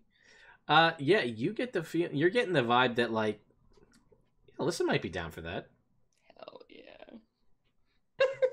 And you know Chad would be down for it. Well, Chad would be down for it. Part. But you weren't sure if Chad would be down for it if you were bringing a guy or a girl. But, like, the winks and vibes he's giving you is he's in. I think it's all, it's all good. Yeah. Leo can make it work. Yeah, so, I mean, I'm definitely going to whoever is willing to host for the night and do that in whatever persuasion to be follow that. Alyssa's just like, well, how about you, Chad? And he's like, yeah, we could go back to my place. And she goes, Mistra is wonderful and sees, loves all aspects of life, but I do stay at the temple. So just let's not. Oh, by all means. And yeah, the three of you walk out arm in arm. I would like to just wave bye to everybody. Be like, I'll meet you in the morning at the edge of the city. Don't worry about it. Bye, love. Goodbye. Taking my cat, who's super cool. And then when you watch. When you say that, Dirk leans over and he goes, I think that's what they're gonna do. Like, I don't know the specifics, but I'm pretty sure that's gonna happen on a couple different. Man, this moonshine was good. I need to make me some more of this. Yeah, we got. Oh, he just left. We got any more of them nachos? And basically, yeah, Leo with Chad around one arm and Alyssa on the other, are just like a fucking baller midnight? Just walks out. Yeah, it's midnight. It's like 12:30 in game. Yeah. We should probably get going too. We gotta leave kind of early in the morning. You gotta leave early in the morning. Oh no. I mean, I do, Roslyn. Can I buy more bunnies? And he's like, shoot, miss, you want to come on by? You got the coin, I got the bunnies. Yeah. He goes, but like, don't get a boy and a girl, because then you're going to have a lot of little unicorn bunnies. Can I have a boy and a girl then? Because I want like 84. Oh, let's talk about that in the morning. We can talk about how about all the bunnies that you can have in the morning. And he goes, you come on by the shop in the morning, I'll get you some bunnies. You got it, buddy. And I give him the weakest shoulder punch in the world. And I'm like, Odella. Yes. I touch her face. I love you. So when we go home, we're gonna have the best slumber party with like all the slumber and just a little party. Hey. I think I know what you mean. Let's go. Okay, bye, Dirk. It was nice partying with you, Dirk. He's like, he goes, you ladies are gonna, So you ladies gonna, it's not right to let ladies go home. I don't know where you're staying, but I'm also leaving. Gonna walk us That's home, about Dirk? right. He goes, I mean, probably. I don't really know where I am right now, but I'll walk with you. Maybe I'll find my home. Okay. You want to stay in our room? And he's like, I'm not gonna No. impose, but if I can't find my home, maybe. Is your home by your shop, Dirk? He goes, it's nearby, yeah. If I point you in that direction, do you think you can find it? He goes, if I'm being honest with you, it's really a crapshoot right now. I'm 50-50 at best. Okay. Hashtag we've all been Dirk. We'll walk Dirk back to the place and then I'll get him another room. Okay, he'll walk back with you, and he's just like, he goes, I hope Crazy Eyes treats you all right.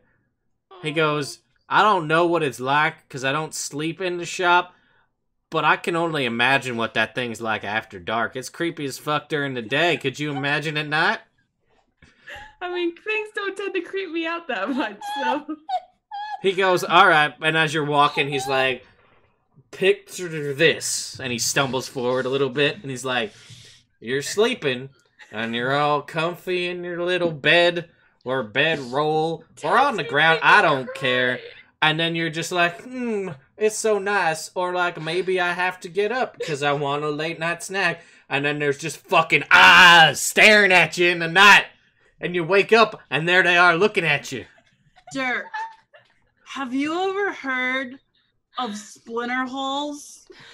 He goes, I mean, is it when you hit a piece of wood with something and it makes a hole and the hole splinter?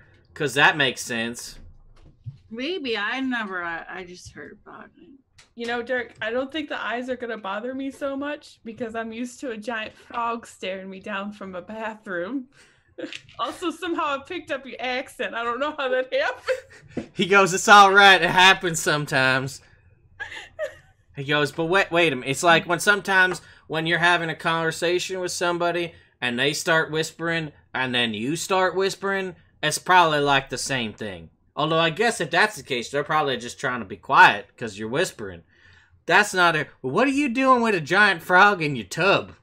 His name's Ted Thaddeus Logan III Esquire.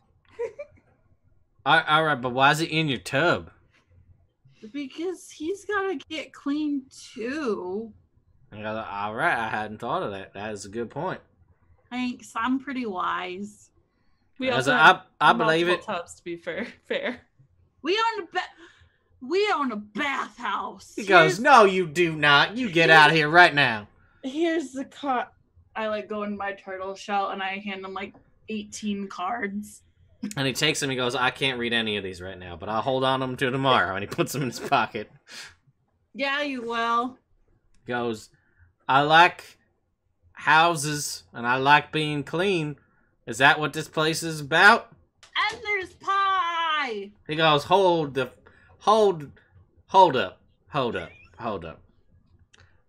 It's a house where I can get clean, and there is also pie.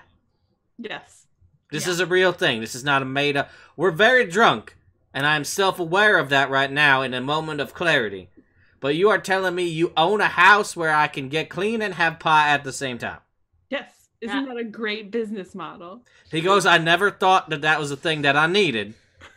But now that I know it is a thing, I need it all of the time. How do I know? Oh, man. Think I'm gonna throw up. And I run into our room.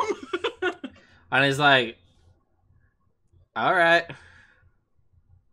Good night. And he's like, oh, drink some water or something.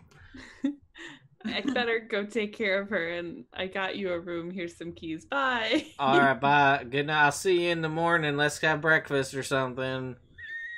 Okay. Maybe brunch. He goes, yeah, that's probably right. I'm pretty drunk. And then you guys go into your separate rooms. Rosalind's in her turtle shell, and she feels like shit, so she just instinctively casts Sanctuary on herself. All right. Stay away. Leave me to die. Yeah, and I think with that as I cast Spare the Dying on her. I have a great time. Leo has a great time. Della has to take care of Roswin as per usual. What are you talking about? She holds her alcohol so well. Yes, This the is best. He tucks her in, reads her a bedtime story. And I think with that, we're gonna end this game for tonight. I said we were probably gonna go a little bit longer than usual, but I don't know if I can. I feel like anything else I add is just gonna demean what we have. We just gotta wake up in the morning, and next game actually starts. Next game will maybe have the mission happen for real. But right now, Leo is in bed with Chad and Alyssa, having a blast. Yep. Roswin is puking and slowly dying, in a drunken, hungover sort of way. And Odella's taking care of that. Crow Downybeard is thinking about the good old days and having a good night. And Dirk is passed out snoring in the room next door. Yeah.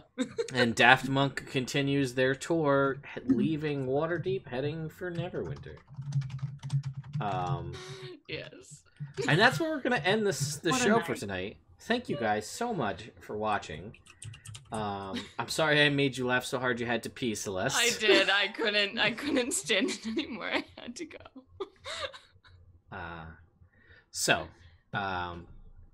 Yes. And as you guys are walking out of the bar earlier tonight, Daft Monk was playing One More Time. That was the song that you guys were... Ted. Yeah. 22. Oh, shit, yes. So while you're slowly puking and dying, and Odella has passed out, like, trying to take care of you, and you're like, no, I'm dying, leave me to die. And she's like, I cast Spare the Dying, and whether or not she actually did it, you're like, I guess I'm okay now. I'll see another I don't day. have any restoration, but I got Spare the Dying. As you put she puts a glass of water down next to you to like drink so you can hydrate, and as you're like sleeping on the ground, the glass of water is next to you, and you wake up like in drunk, but I'm like a little bit awake, and then you're gonna fall back asleep.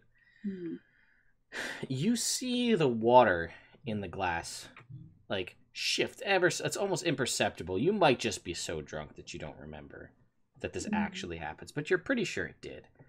And as you see the water in the cup move, you think about when you left the Three Pearls and walked home. You were near the dock ward. The water was splashing up against lapping up against the shoreline and going back out.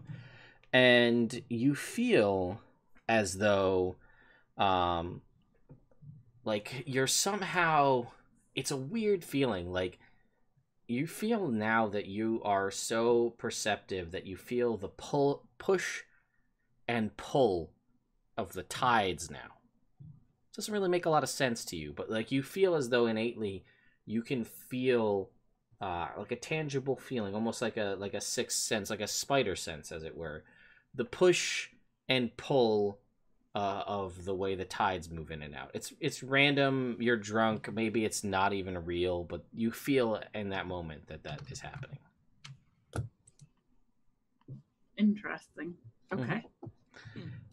Yeah. And with that, we're gonna bring this to an end. So thank you so much, everybody, for coming out, and everybody who showed up at the end. Folks, everybody, Waffle Frog and Pal, everybody who came over from Venture Maidens. Thank you to all of our followers. Thank you, Axel, you're here. Hypertroller, you know, everybody who came out. Mud Puppy, haven't seen you in a while. Speedy, you know, everybody who came out. This is awesome. Thank you so much. And we swear we actually do stuff in Spain. They say that, but I don't believe it. We knocked out that castle. That's all I'm saying. One time you did stuff. That is true. I can't argue with that. Hey, we're about to start stuff. We just needed like one night to decompress, man. We like just wanted to be alive. Yeah, like we're young, we're beautiful. Yes, it will. Waffle Frog / Space Hamster. I forgot to tell you this. For me, that was to me, wasn't it? Mm-hmm. I got a fate die, but you also got one as well. No, you have one as well. We both do. When you say you, do you mean Celeste? You, Celeste, and Okay. me, Ted, have a fate die. So that can be used before you roll a die, a d20. You can roll it to give yourself advantage before you roll. Make that decision before. Or before I roll, you can choose to give me disadvantage. But I have one, so it can work the other way as well. Okay. So one day we shall cross lightsabers, Ted. One day we'll actually get to the point where there are actual rolls. One day Leo will fight. I believe it Shall be glorious. Yes, fate die and any of those kind of things that are donated, those carry over. The only thing that doesn't is if you donate to give everybody the +1 for the length of the stream. That just happens for the current stream and then ends, but everything else carries over. So, anyway, thank you so much, everyone. So, why don't we start with, because of the way I have things set up, Laura, tell us where you are on the internet and things. I am Laura. You can find me at Twitter, at When in Rome. So it's really easy. There you go, and it's below her name here on the Twitch overlay. Yep. Katie, what about you? Hi, you can find me at lazy_mermaiden on Twitter, and also every Sunday, but not this Sunday because people are going to PAX, on Ewok Fuzzy Nuts channel, where I play a tiefling paladin of Sune, who is a very sexual person and super fun to play in comparison to this prudish, lovely lady. And what about you, Celeste? Where can people find you? Yeah, hey everybody, I'm Celeste Konowich. If you didn't catch it, when I'm not here on Nerd Immersion, you can always find me on the Venture Maidens channel. We stream every Wednesday. It's an actual play podcast where I am the dungeon master over there. You can also catch us in podcast form. Find us on Twitter at Venture Maidens, or talk to me personally, because I love to say hi on Twitter at C Konowich. And you guys now recently, we talked about it a little bit last time, but you guys are now officially 100% on your own. Yes, so that channel is The Venture Maidens. If you look us up on Twitch, so every Wednesday you can catch us at 7:30 PT, 10:30 Eastern Time. So we either stream the live recordings of our games, or on the off weeks we do a fun show called After Hours, where we gossip literally about the characters in the podcast. So check us out there. Yes, and that again is twitch.tv/theventuremaidens. Mm-hmm. So yeah, again, this is Nerd Immersion. I'll be doing my homebrew campaign in the world of Everin tomorrow night, which, thanks to me getting horribly sick last time, Jake still has a 100% perfect record since we started playing D&D live on this channel in October 2015. Jake has never missed an episode. He's the only one out of the entire cast who hasn't. But anyway, I will be at PAX starting this Thursday. I'll be there early in the morning, Thursday through Sunday. I have about 3 to 4 interviews each day, but other than that, I'm going to be walking around, talking to people. I will be hanging around the Adventure League area for a little while. Don't know if I'm actually going to play, but I'm talking to some folks over there. So come say hi and get business cards. And if you come find me early enough, you can get a solid one of these awesome orange D20s. This you can't have this one because this one's the best one. But I have a bag full of about 150 of these. So if you want one, come find me. You'll get a dice bag and a business card and one of these guys. So anyway, thank you all so much for watching. If you guys need to know about other D&D bands, you can hit me up and I will list off some of my favorites. Next week at the Three Pearls is Scion Maiden, so it's gonna be a little bit of a different style, more of a metal show than a. That one. I know. That's why I picked them for next week. Horrible. So anyway, guys, thank you so much for watching. I'm gonna try to do the credits thing. I don't actually have my stream deck in front of me, so we're gonna try to do this remotely. So we'll see what happens. So let's see if this will actually go. Or not. I don't know if it's gonna play. Let me hit a button, and then we'll end this stream. Stupid stream deck. Where is Ted going? I have no idea. The screen went black. Maybe. There we go. What is the stream deck? Only 2 for today, but that's fine. It worked. You did fit. Oh, look at that. It's working now.